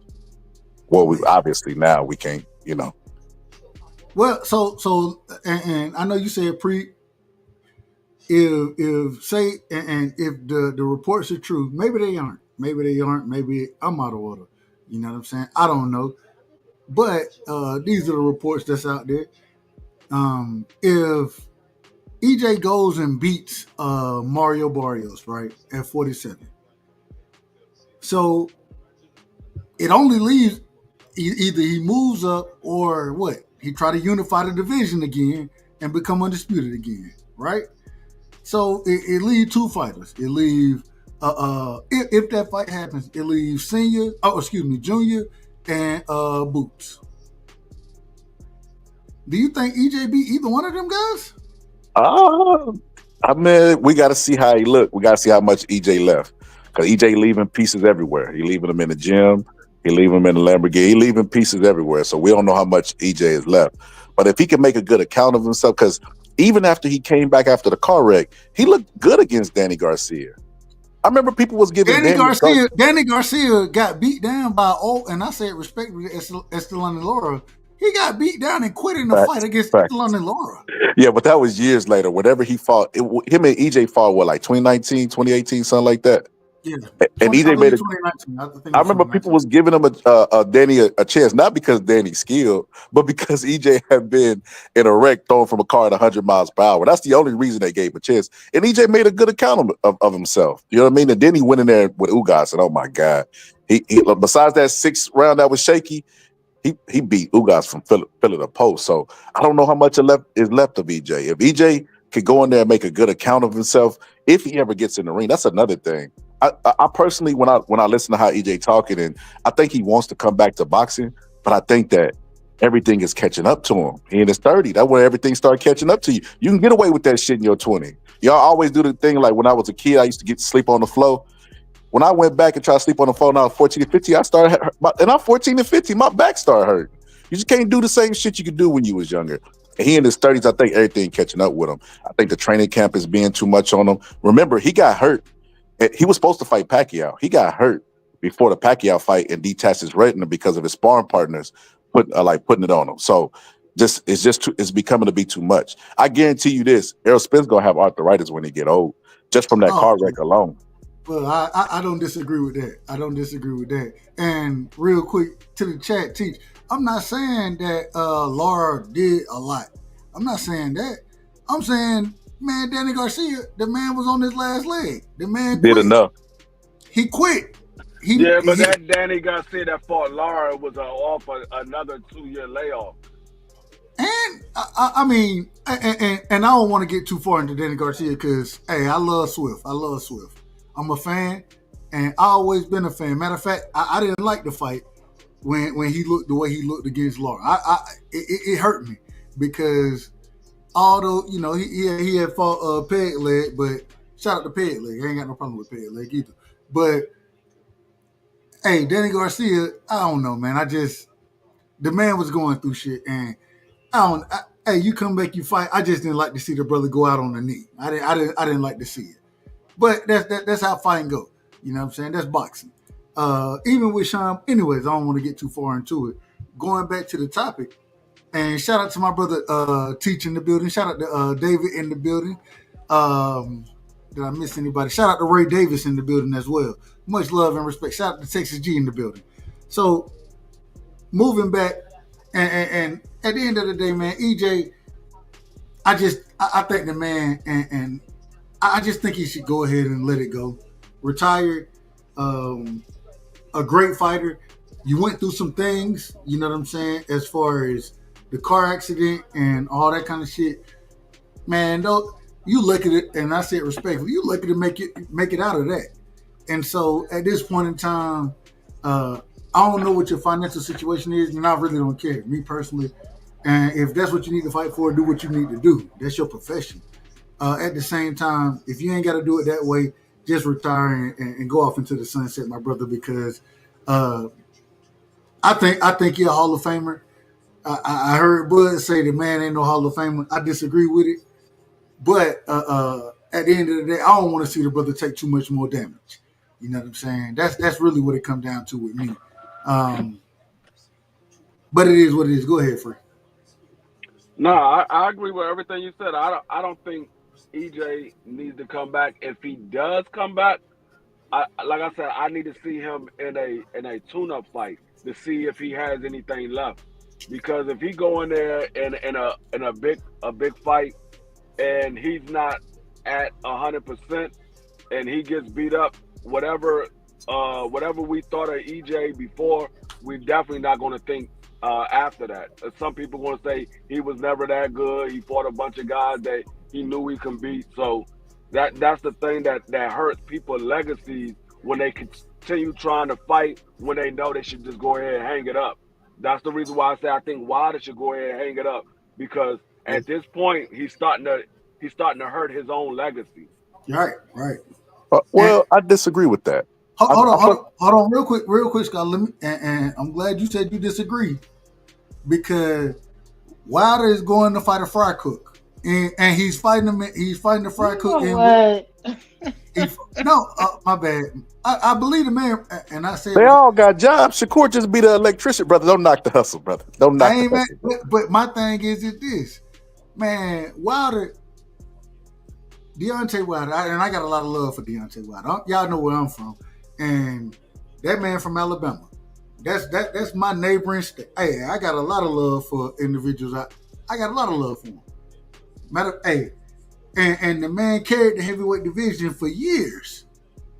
He don't owe us nothing else. And my thing is, Nick, hey, listen, I remember Wilder landing the right hand on a motherfucker and that shit rippling down their damn body and them motherfuckers sleep. What's happening now is you're not even throwing the right hand. You bouncing around the damn ring. I hear you, I heard he got a new trainer now, right? I believe Malik Scott is no longer in his corner. But at the same time, the man got beat. Man, the man started asking the ref what day it was when Big Bang Zane hit him. I don't want to see my brother going out. I know he want to go out on the shield. I don't want to see him out. He done went out on the shield enough. He done provided us with so much great. The man literally carried the division for, 5 years at least? At least. He carried it by himself. It wouldn't be no Tyson Fury if it wasn't a Deontay Wilder. It wouldn't be a Tyson Fury. We watch the negotiation of the negotiation. I ain't gonna say AJ Duck. I ain't gonna say, I don't even want to get into that whole conversation because y'all already know that conversation because we had that conversation on YouTube for too many years. If that fight is made, fine. I'll watch that one. Anything else? This man is fighting in Wichita, Kansas. Have y'all ever been to Wichita, Kansas? I have. Oh, by the way, you go with this? Have you? I have. I went on a recruiting trip. You know what's in Wichita? Or in Wichita, Kansas? You know what's there? Cornfields. Nigga, you get off the plane and you ride for 3 hours and all you see is cornfields and more fields and I don't know what the fuck they're growing. That's all you see. Why the fuck is the fight in Wichita, Kansas? I mean, Dub, you more psyched at that? It's on BOK Prime, but that's neither here nor there. Hold on, no, wait, and that's the other. Say it again. Where is it? On BOK Prime. When Bud Crawford fought on BLK Prime, I crucified this man for fighting on BLK Prime. I said, this is some bullshit. You done took a fight with David Avenesian. Nigga, fight EJ. Make the fight with EJ. That's what I criticized that man. Brian, I went to the Brian Norman Sr. versus Greg Hackett fight. It was in Georgia. Shout out to Georgia. I was at that fight. That was on BLK Prime. The nigga was hitting me up talking about, bro, can you see the fight? Is the lights off in there? I'm like, no, I can see it. They're talking about, damn, on the damn BLK Prime, I'm looking at the lights off. I'm like, hold on, god damn. Then they had to give a man a phone to pay the water bill and light bill while y'all was there. I'm just telling the truth. Hey, what I'm lying for? So, and then when now I have to watch my brother, and I done met Deontay Wilder. I met him one time. Shout out to Deontay Wilder. And you feel a good brother, in my opinion. Showed me nothing but love and hey. Man, come on. Hey, yeah. Come through. Get a picture. I'm like, nah, I don't want no picture, nothing like that, bro. Just, hey, keep doing your thing, champ, you know. How much taller was Wilder than you, Doug? We about the same. I ain't gonna lie to you. We about the same height. He a little taller than me. I tell you, the fighters be lying about their height. So, but the difference is, so they'll tell you, I mean, anyway, that's a whole nother story. I'll get to that in a second. Well, I'm gonna get through it. Charles Barkley, I met him. Nigga, I'm 5'6" inches taller than Charles Barkley, and I'm 6'5". Terrible. That's terrible. And so when Wilder was we was about the same height. He was a little taller than me though. He was taller than me. So, but I say all that to say, man, I don't want to see this brother go out like this. And tell you why I disagree. Win, lose, or draw. Hold on, win, lose, or draw as far as this fight go. Win, lose, or draw. Y'all have never even heard of this man that he's gonna be fighting, and he fighting in Wichita, Kansas. You tell me Deontay Wilder was a superstar in the sport of boxing. And now the nigga is relegated to Wichita, Kansas. I don't like it. And I just gotta be honest about it. My bad. Go ahead, Scotland. We'll pass it around. You must have forgot that the famous Dorothy is from Kansas, brother. So we ain't played by no Kansas, brother. But now, so this is what I want to say, Dub. So this is what happened with fighters, bro. Like the Holyfields, the Sugar Rays, they stick around well past their prime. You know, they the last person to find out they ain't got it no more. It was one more, man. I ate a Jolly Rancher before the fight. And if I could just get in that fight, I promise you, man, I could do what I used to do 15 years ago. You know, and they stick around longer. But what normally happens, Dub, is when they finally leave the sport, people are forgiving. They know that Father Time is undefeated. So they don't really hold it against them. So I don't mind a fighter staying around, you know, past their prime. Like all the greats do it. There's not one. There's like a handful. Rocky, fucking Andre Ward. Andre Ward trying to come back now to fight Jake Paul. So that let you know, if until they pass away, it's always a possibility for them coming back. Because, you know, boxing be having freak shows. Butterbean was a freak show. You know, Larry Holmes came to fight Butterbean. So you'll always have the money looming over your head. And listen, if fans will say, I'll get in the ring and take a punch from Mike Tyson in his prime, then why the fuck we encouraging somebody to get out the ring, you know, when they can make millions of dollars fighting a goddamn cab driver? It don't make any sense. So with Wilder, this is what I say about that. With Deontay Wilder, I feel like Deontay Wilder at his height was bigger than Joseph Parker, right? When Joseph Parker got stretched by fucking Joe Joyce, he looked awful in that fight. He was slow, sluggish, and he didn't have a belt. Like before then, when he got beat by Dylan White, people were saying Joseph Parker needs to hang it up. He don't got the desire. He don't got the will. He'll never be champion, right? Then he gets in there with Joe Joyce and gets stretched like an embarrassing knockout. He was fat, overweight. He went and fought 3 bums. Nobody could tell me those guys' names. Their wife couldn't even tell me their name. Their girlfriends couldn't even tell. They not household names in their own household. But he knocked all 3 of them out. Then after he knocked them out, he get in there with Wilder. You know what I mean? He built up his confidence. He get in there with Wilder. He beats Wilder. Everybody be like, oh, but Wilder washed up. Then he gets in there. He knocks out, what you call it? What's the dude that was called the boogeyman? McCauley. He knocks out McCauley with a fucking walk-off home run. I don't know if that does that. All right, go ahead. I mean, he did it, but on what? I mean, McCauley had a 2-week notice. His name was on that contract, brother. That's not Joseph Parker fault. I agree. So knocks him out. Now he's in contention now for belts. That's how this boxing stuff works. See, what Deontay Wilder doing right now, I don't mind because he's doing a litmus test fight, right? So the other fights, he say, you know, I didn't let my hands go. I even seen an interview where he said, well, maybe I wasn't brutal enough, and now I'm savage again, and all this other stuff. Whatever he got to tell himself, because the ring is a truth chamber. It ain't gonna lie. But how is this a litmus test fight when? Who is this guy? Oh, okay, well, I'm gonna give you. Well, Kevin McBride beat Mike Tyson, brother. Kevin McBride. We wouldn't even fucking know that name if he had not beat Mike Tyson. I got you. That motherfucker came out with a documentary talking about I beat Mike Tyson. I went in comment, I said, bro, you beat somebody who used to be Mike Tyson. Like, simmer down. You didn't do shit else after that. Like, calm down, motherfucker. But that's the worst part about it is because, like you said, somebody who used to be Tyson wasn't tight. He wasn't the Tyson that I grew up knowing. And Mike Tyson, my favorite fighter of all time. Shout out to Mike Tyson. Me and him got the same birthday. All I'm saying, Kevin McBride, like you said, he beat somebody that we didn't even know who he was in the ring when we was watching that fight. But we don't hold it against him, though. You and I both know that. Hold on. But my point is that's the if Deontay Wilder go and knock this nigga out, right?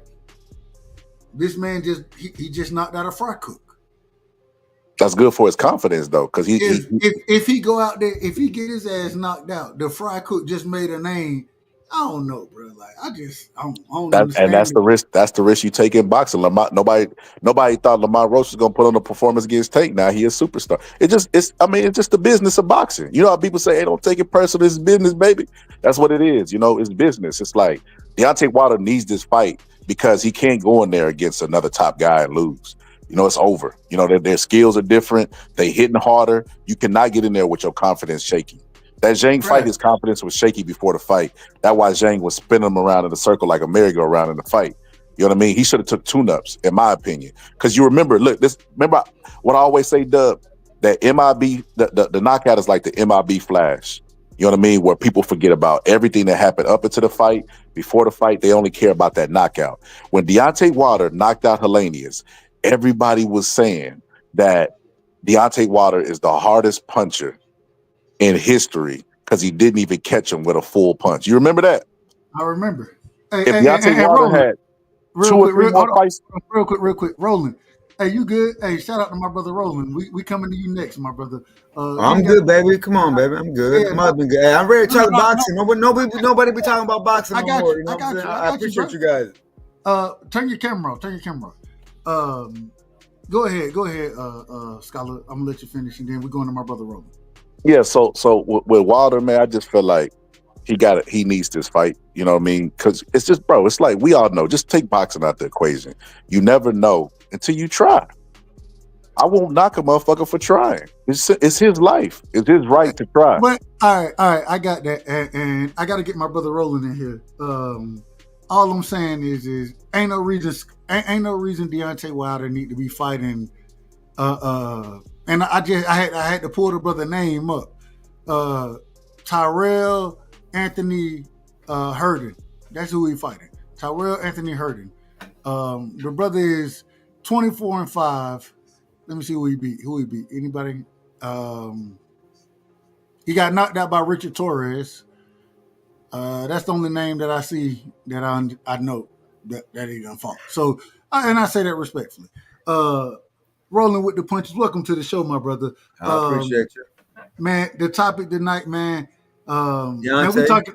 What? Hey, if you want to go on Deontay, as far as Deontay, my dude. I love Deontay, man. Hey, honestly, like, well, look, my thing is this. My thing is this, Dub, man. Much love to you, baby. Always 100%. You know, I know you for a while now.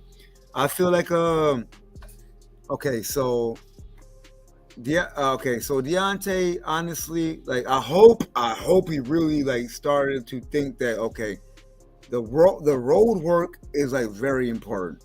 And a lot of people are like, no, man, you're right. It's too late for him to get the road work in and shit. It's done. I don't think it's fucking too late. Heck no.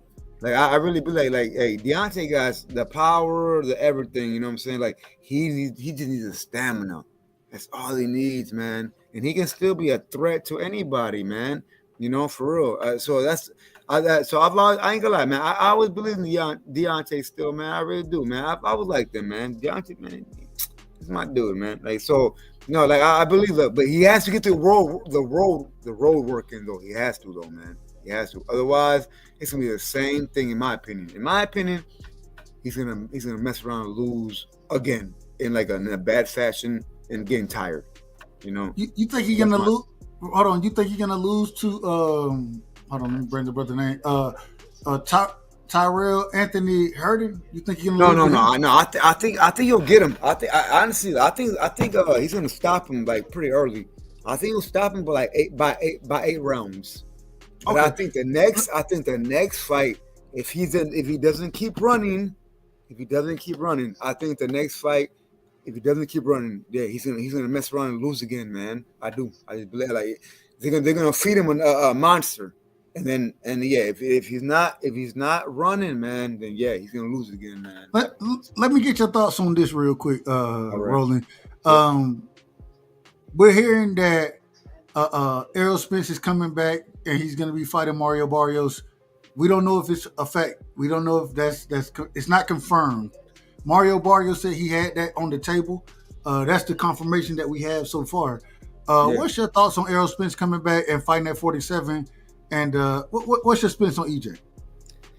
Well, to be honest with you, what's your thoughts on EJ? To be honest with you, I think EJ can definitely beat. I think EJ can beat Fundora for sure, almost easily, man. I'm not gonna lie, but I really believe so, man.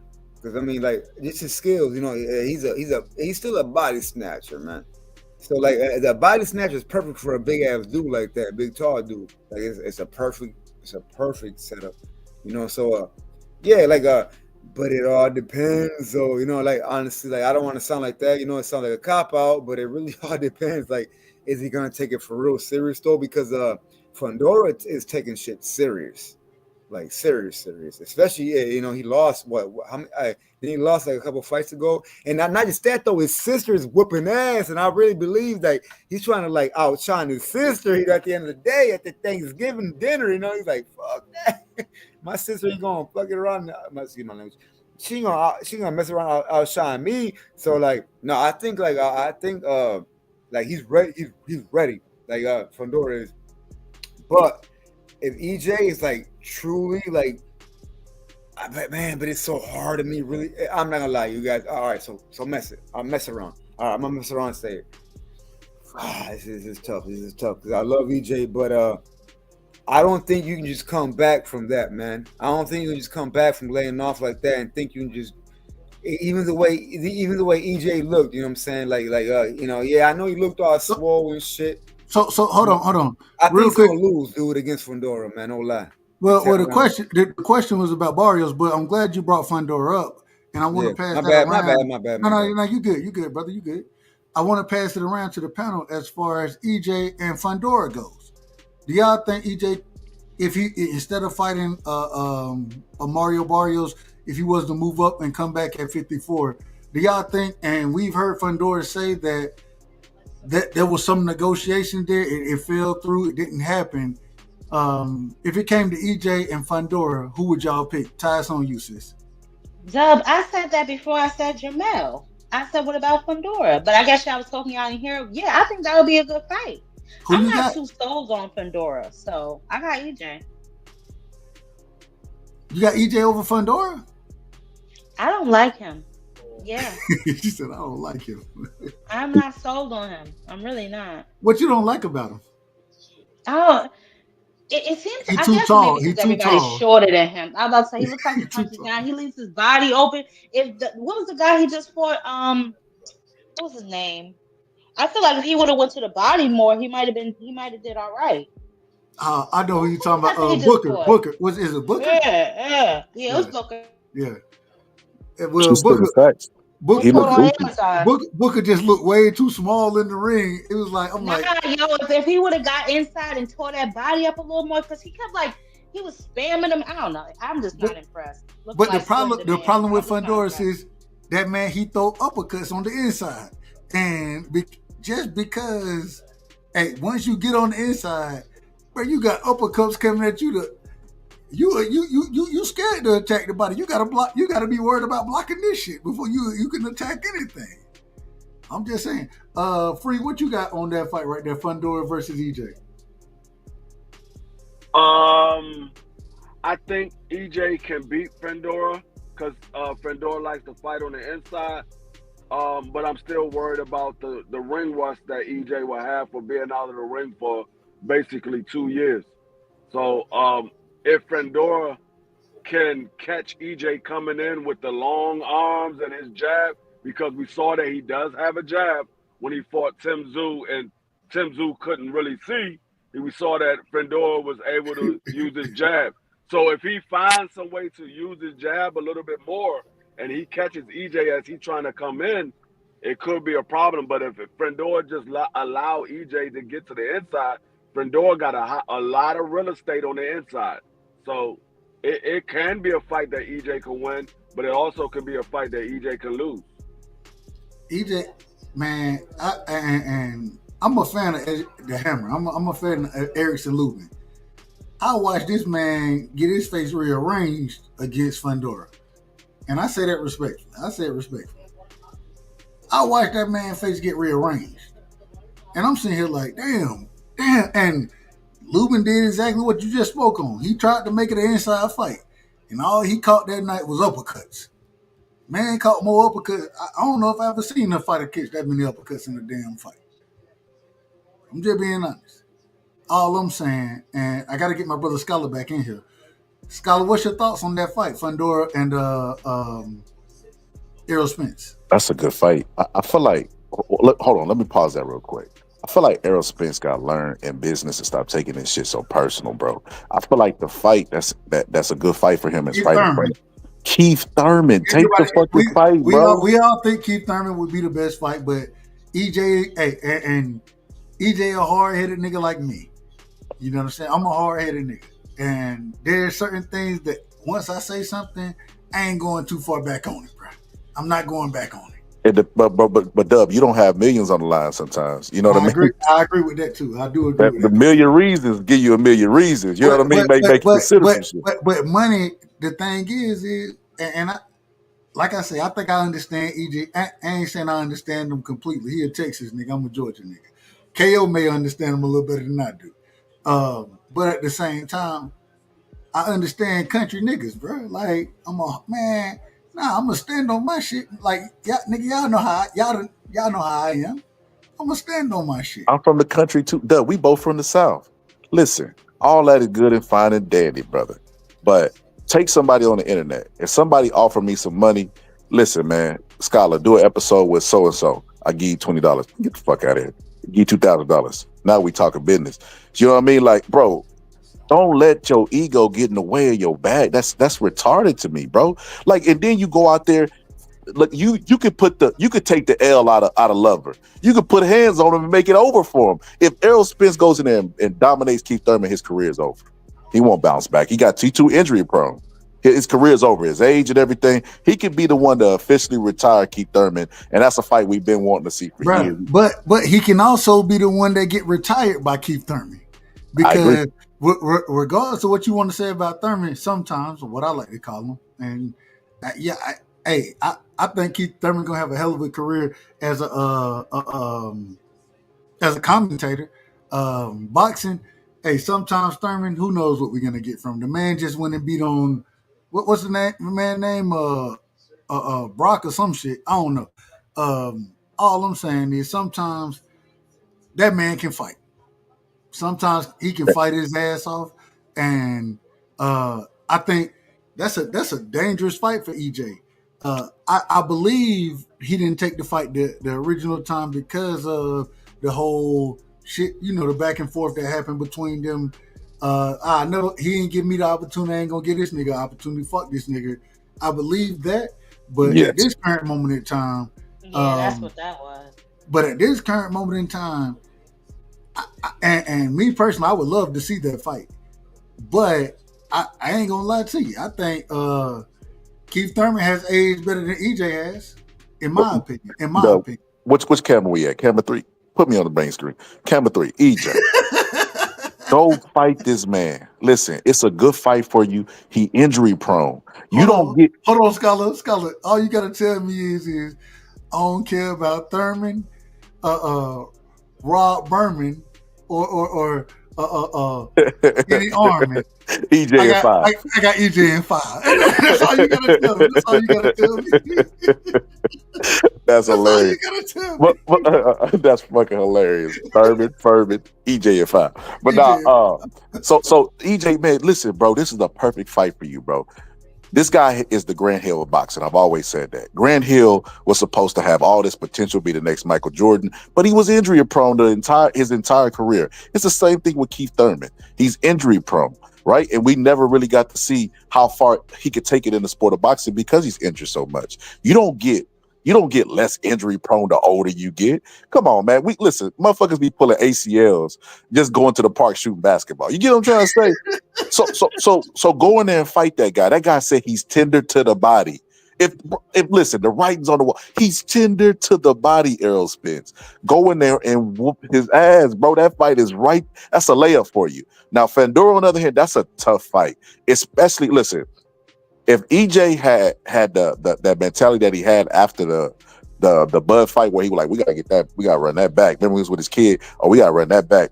If that EJ was still, mentality was still there, I would say I'm a pick an EJ. But because he's talking about retirement, when fighters start talking about retirement, bro, it's time to walk the green mile and get right for Jesus, bro. The fact that he's talking about retirement, it's time to get right for Jesus.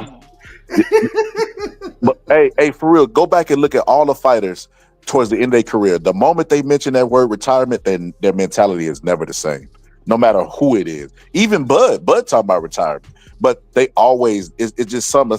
It's like a switch. Paulie talked about it. He said you just start thinking about your kids. You just start thinking about like your life, like the money that you've acquired. You want to enjoy it. Like what Floyd say. If I gotta walk around with a lip or a speech impediment, take it all back. Take it all back. It ain't worth it. My health is everything. So they want to enjoy the money, and at the age that Spence is at, he's made a lot of money. You know what I mean? So I don't know. I don't know if he got what it takes to beat Fandor, because you're gonna have to walk to that dangerous neighborhood. I don't like Fandor either. Matter of fact, I don't know if y'all noticed, I call the nigga Fandor.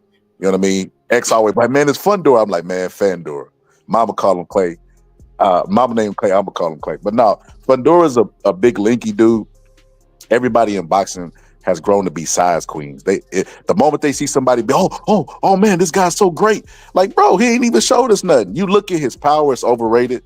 The fight that he had when Lubin and him, they were beating the shit out of each other, knocking each other down, and you just look like, bro, this dude power ain't devastating for him to be so big. And then his body's all frail. He just right pick. I feel like somebody gonna do what Mendoza did and what Tim Tszyu was about to do before that cut opened up. I'm not high on Fandor either. But with all that being said, I don't think Spence got the grit that it takes, because he gonna have to take a lot. He gonna have to take a lot to dish a little bit. Like Joe Frazier, and I don't know if he could. Even Joe Frazier, go look at Joe Frazier when he fought George Foreman again. He was talking that retirement shit. He got in there, he did not look the same. He didn't even have that aggression. He was actually trying to box George Foreman, and he ended up getting knocked out again. It's just, I don't know. Fighters let you know a little bit what's going on in their psyche when you put a microphone in front of them. When he said that retirement stuff, I just started looking at him like, yeah, maybe Errol Spence might need to hang it up, because now I think he just boxing to appease everybody else instead of him wanting to do it for him. So I gotta ask my brother, Rolling with the Punches, and Rolling, and I got a whole nother question I got after this. So, Rolling, what's your thoughts? EJ, Keith Thurman, do you want to see that fight?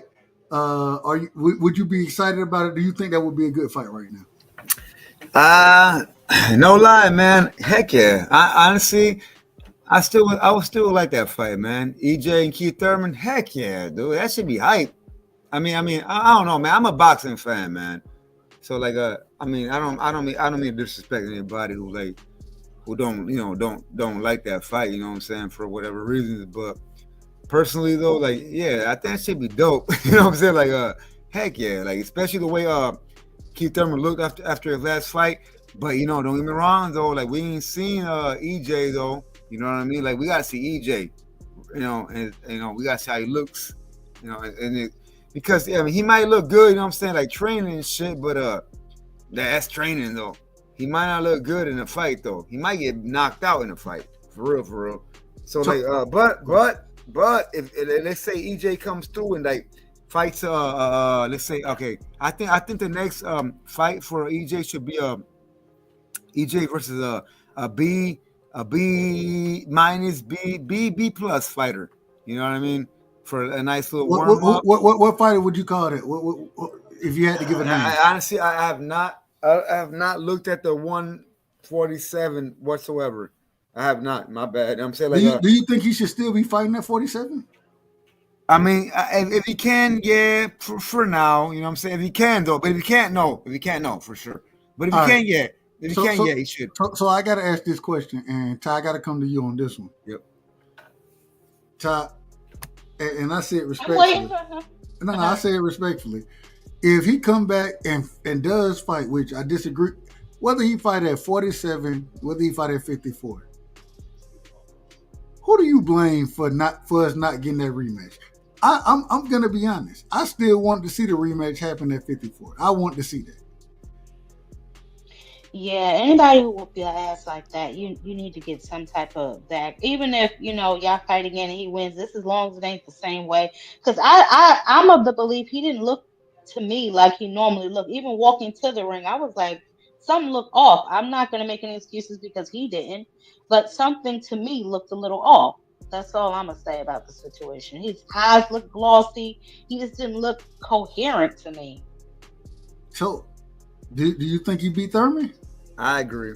Do I think he could beat Keith Thurman? Yeah. Huh. One time? Sometimes. I call him sometimes. Don't do that. Nah, that's what I call him. I call him sometimes. I say that respectfully. I mean, listen, they both well. No, Keith Thurman had another fight, right? He's been back. He fought once already. Earl still ain't been back. I'm with G-Free. I gotta see how he look, man. But yeah, I mean, if he still got that dog in him. For real. My bad. Go ahead, Ty. No, I was finished. I said if he still got that dog in him, yeah. Man, I think I don't know. You just ready to throw the brother away. I'm not trying to. That's why I I'm honest about it. I say I don't want to see the brother fight no more, and the reason being, when he can't. Hey, look. I said Thurman. EJ done been through a lot. You know what I'm saying? He done been through a lot. As far after that, and the man already fight. I say it respectfully. He catch punches well. He catch them well, but shit, he a fighter. You know what I'm saying? Nigga done been through a car crash. Other shit done. Nigga, man, I'm just saying. I look at EJ and I say this respectfully. I know Wilder older than EJ. I know he older, but I look at Wilder and EJ kind of the same. Man, I rock with y'all so much that I don't want to see you get your ass beat on, bro. And I'm scared to see. I'm just gonna be honest. If the man want to come back and fight, I ain't got no problem with it. I'm gonna watch the fight. If it's paper, I'm gonna rock with EJ. I love EJ. At the same time, I don't want to see the man get his ass beat on. I ain't trying to see that. I can understand how you feel because I feel the same way about when Mayweather keep coming back and doing these goofy ass exhibitions. I'm like, come on, man. All right, you gonna get clipped one day. All right, you gonna get clipped. What I'm saying? Cash, welcome to my brother straight out of Alaska in the building, man. Cash, I already know you gonna call me out of order, but go ahead. Soft ass boxing fans these days, man. Nigga lose one fight and he need to retire, man. That's what's wrong with you, motherfucker. It ain't about losing one fight. It's about the other shit he done went through, the time off. All right, Cash, so let me ask you. I'm going to ask you the same question. Do you think he beat Fundora? All depends on if he's back right. Shit. We all know that Errol was off. Definitely something was wrong that night, but at a higher weight, as long as Errol's healthy, man, shit, he got a good chance with anybody. If he comes back down and fights at 47, like they're saying, I don't know if it's true. Man, I don't even want to address that goofy ass shit. Barrel ain't about to fight no 147 again. All right.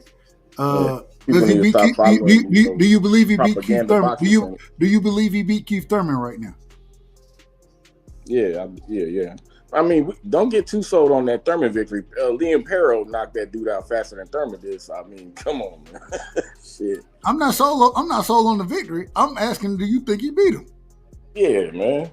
Yeah, I always pick EJ over Thurman. Thurman going, as soon as EJ hit Thurman to the body, that nigga gonna be running like Shakur for the rest of the match. So, yeah, I ain't gonna lie, man. Hey, for sure though, I feel the same way and shit, Dub. But I ain't no lie, Cash and shit and Ty. But look, that's why I do like boxing and shit, and that's why like people like making the predictions like fight week, because I really do got to see how like I want to see want to see how Spence is like if he's locked in hitting the heavy bag, like pa, like hitting it beautifully, like you know what I mean, like because I ain't gonna lie, man, like I haven't seen him hit the heavy bag like that. Like all he did was like flex in front of us, you know what I'm saying? Like he just flexed his nice little body, looking all like okay, like yeah, I go, baby.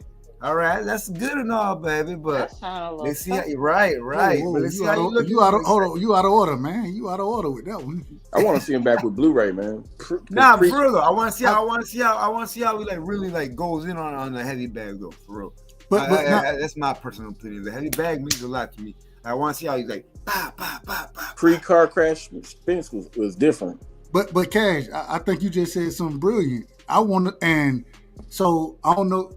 I followed that situation a little bit as far as him leaving Blu-ray. Derrick James really was the reason behind that. Now with him not being with Derrick James, I want to see if he get back with Blu-ray. I think he looked his best when he was with Blu-ray. I agree. So I think that car crash messed up his balance or something a tad bit because he got away from any boxing that he ever used to do, and he just went to bulldozing. But he kept trying to bulldoze niggas. Nigga, you was bulldozing niggas because you was in supreme Terminator condition with Blu-ray. You got to get back in that condition, and then you can bulldoze niggas. You know what I mean? But shit, trying to do it without that conditioning is obviously different. I follow Blu-ray, and shout out to Blu-ray. Man, I think that would be the best thing that could ever happen for EJ right now is him getting back with Blu-ray. I think that.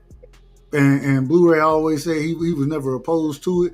I don't know if that's happened, but I think that would be fantastic. Talking about warming up with 1,500 push. I ain't did 1,500 push-ups since the feds, nigga. That's a lot of That's a warm-up, nigga? What the fuck what's going on, man? Hey, shout out to my brother Roland, man. Hey, Roland, take it easy, my brother.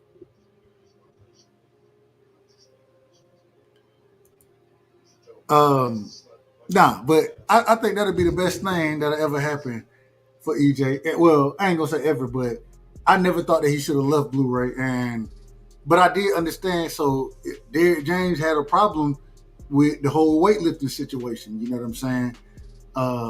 Didn't really want EJ to lift weights and those type of things. That was part of what Blu-ray was training, and he didn't like it. So I think now, and I gotta ask, I don't know. Do y'all know who EJ training with now? I don't know. I don't be on. I don't know either.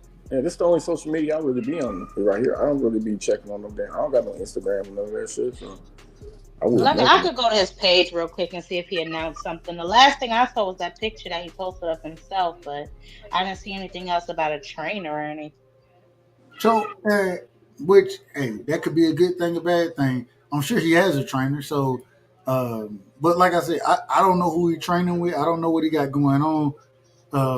But if Barrios is saying this is something, and it is what it is. It is what it is. All I'm saying is if EJ come back, I want him to be in order. Yeah, be in order when you come back. And shit, be the fighter that you're never gonna be the fighter you used to be. But come back and dog shit out like you do, man. Do what you do. I don't know. Man. But look, man. So you think because of that beating, he shouldn't come back, or because of the layoff, or just like a combination of everything?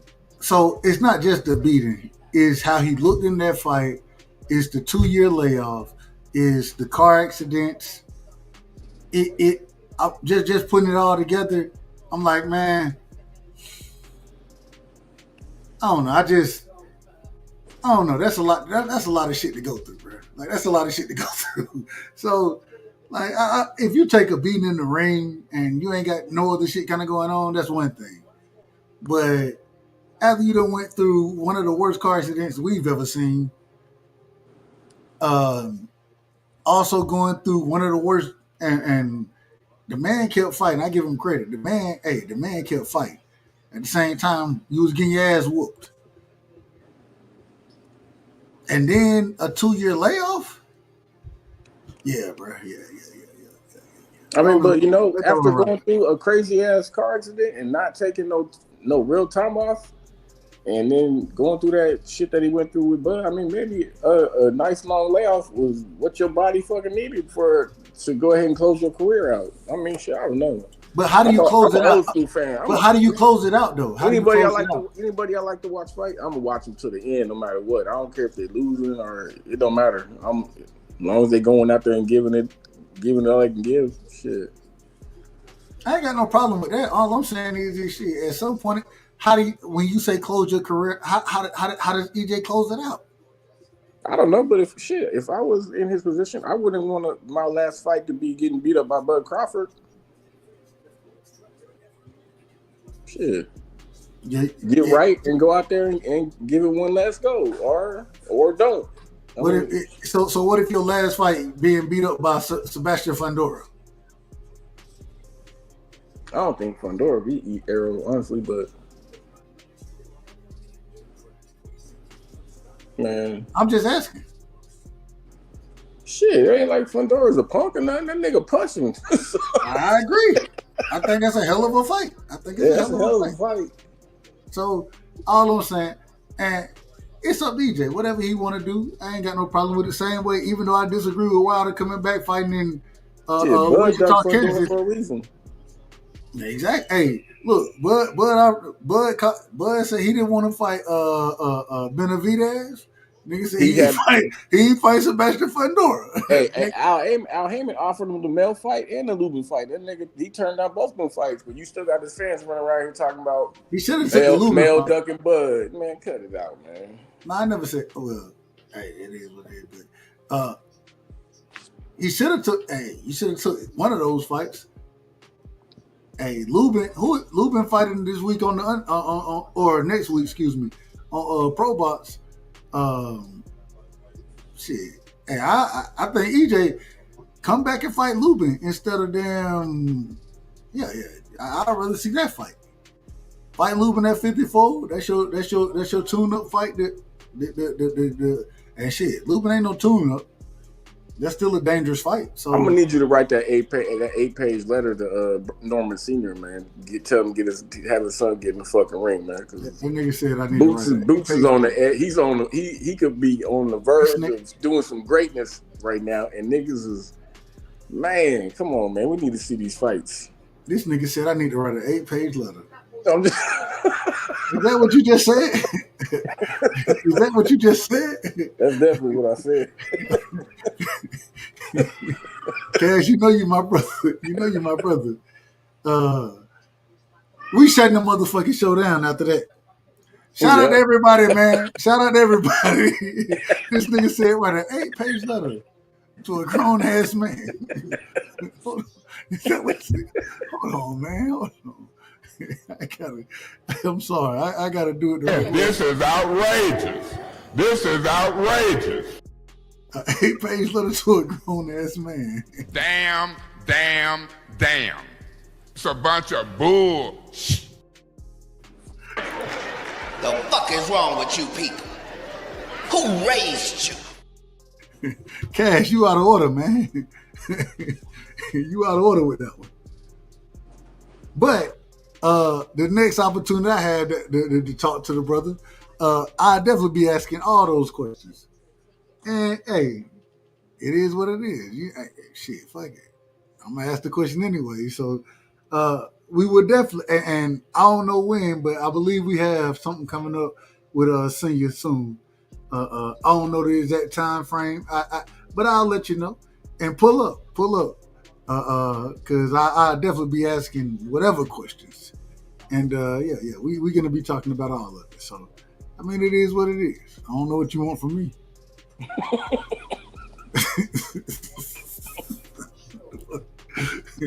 Nigga think, nigga say, you the sponsor over here. All right, that's fine. I'll be there. Real quick, man, we shutting this thing down tonight, man. We 3 hours and 35 minutes in. It's supposed to be a 2-hour show. I'm trying to make it 2 hours and 30 minutes at the longest. My sister Ty said, "Nah, Doug, keep going, nigga. We ain't got shit to." All right, fine. Shout out to my sister Ty, man. Cash. Yeah. Give me your last words. We coming to you next time. Nah. I just had to hop up here and chop it real quick. I finally got my gremlin in the bed. This nigga, wow, man. Hey, bro, I don't even want to know. We'll talk about it. I got to talk about it. Nah, I'll catch y'all next time, man. We're gonna chop it tomorrow. Tomorrow, hey, Cash, you got to pull up tomorrow. The subject is boxing fathers. That's the subject of tomorrow's show. So pull up for that one. I already know you got a great opinion on that. So we're talking everything boxing fathers. Appreciate you, my brother.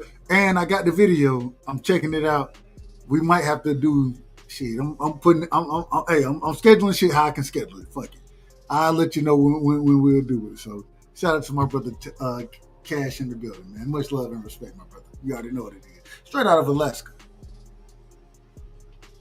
Ty, man, let me get your last word, sister. Well, you didn't want us to cook too much on the father's aspect, so I'll just leave it at this. No, tomorrow is open season. No, I know. That's why I said I wasn't going to do too much on Bills tonight. Because I was going to recap like the fights and who I thought was going to win, and then I was going to go on this whole rant about Bill, but I'll save it. Like I said, I'm only rocking with the three-peat, if you will, the Ryan and Devin and T.O. card. I'm not really checking for the Chucky doll. Let's see. I told you who I thought would win. I told you what I thought about EJ coming back if he does. I don't think it'll be at 147, but to be honest, I think he does need another fight. Maybe even if it's like a soft touch, because I really don't want him to retire off that loss. I really don't, because that was super ugly. You know what I'm saying? Yeah. So if he can just come out even with a soft touch and go out like that, and just focus on being a promoter. You know what I mean? Because he got man down. Frank is signed to him. You know what I'm saying? Frank another one that need to get back in the ring, but. Yeah, where Frank been? He's still asleep from when Frank knocked him out. He had that melatonin. I like Frank. I ain't gonna do that. I like Frank. I like that melatonin. I thought he was to fight Rio or something at 140, wasn't he? He was. I don't know what Frank got going on. I ain't gonna lie to you. I ain't gonna lie. I'm gonna have I gotta do a little more research. So. Yeah, but nevertheless, I'm looking forward to that particular part of the card. I'm not looking forward to paying another $60 though. That's ridiculous. On top of the $20 I'm already paying for the zone. But anyway, yeah, I mean, and we'll get into the fathers like you said tomorrow, because I got a few choice words for William Haney. You know what I'm saying? But that's about it. I am. I guess since you're shutting it down, I'm gonna let you go. And I'll pull up on you tomorrow. What time are you going to start tomorrow? Just text me. I got you, sister. All right. Take it easy. Much love and respect. You already know what it is. Yep. Man, another great show. You know what I'm saying? Another great night. Man. We talked about everything tonight. We broke down the Probox card. Abdullah, Mason Kid, Austin. Turkey, 2 for 1. We got into EJ. Tomorrow, I ain't gonna lie to you.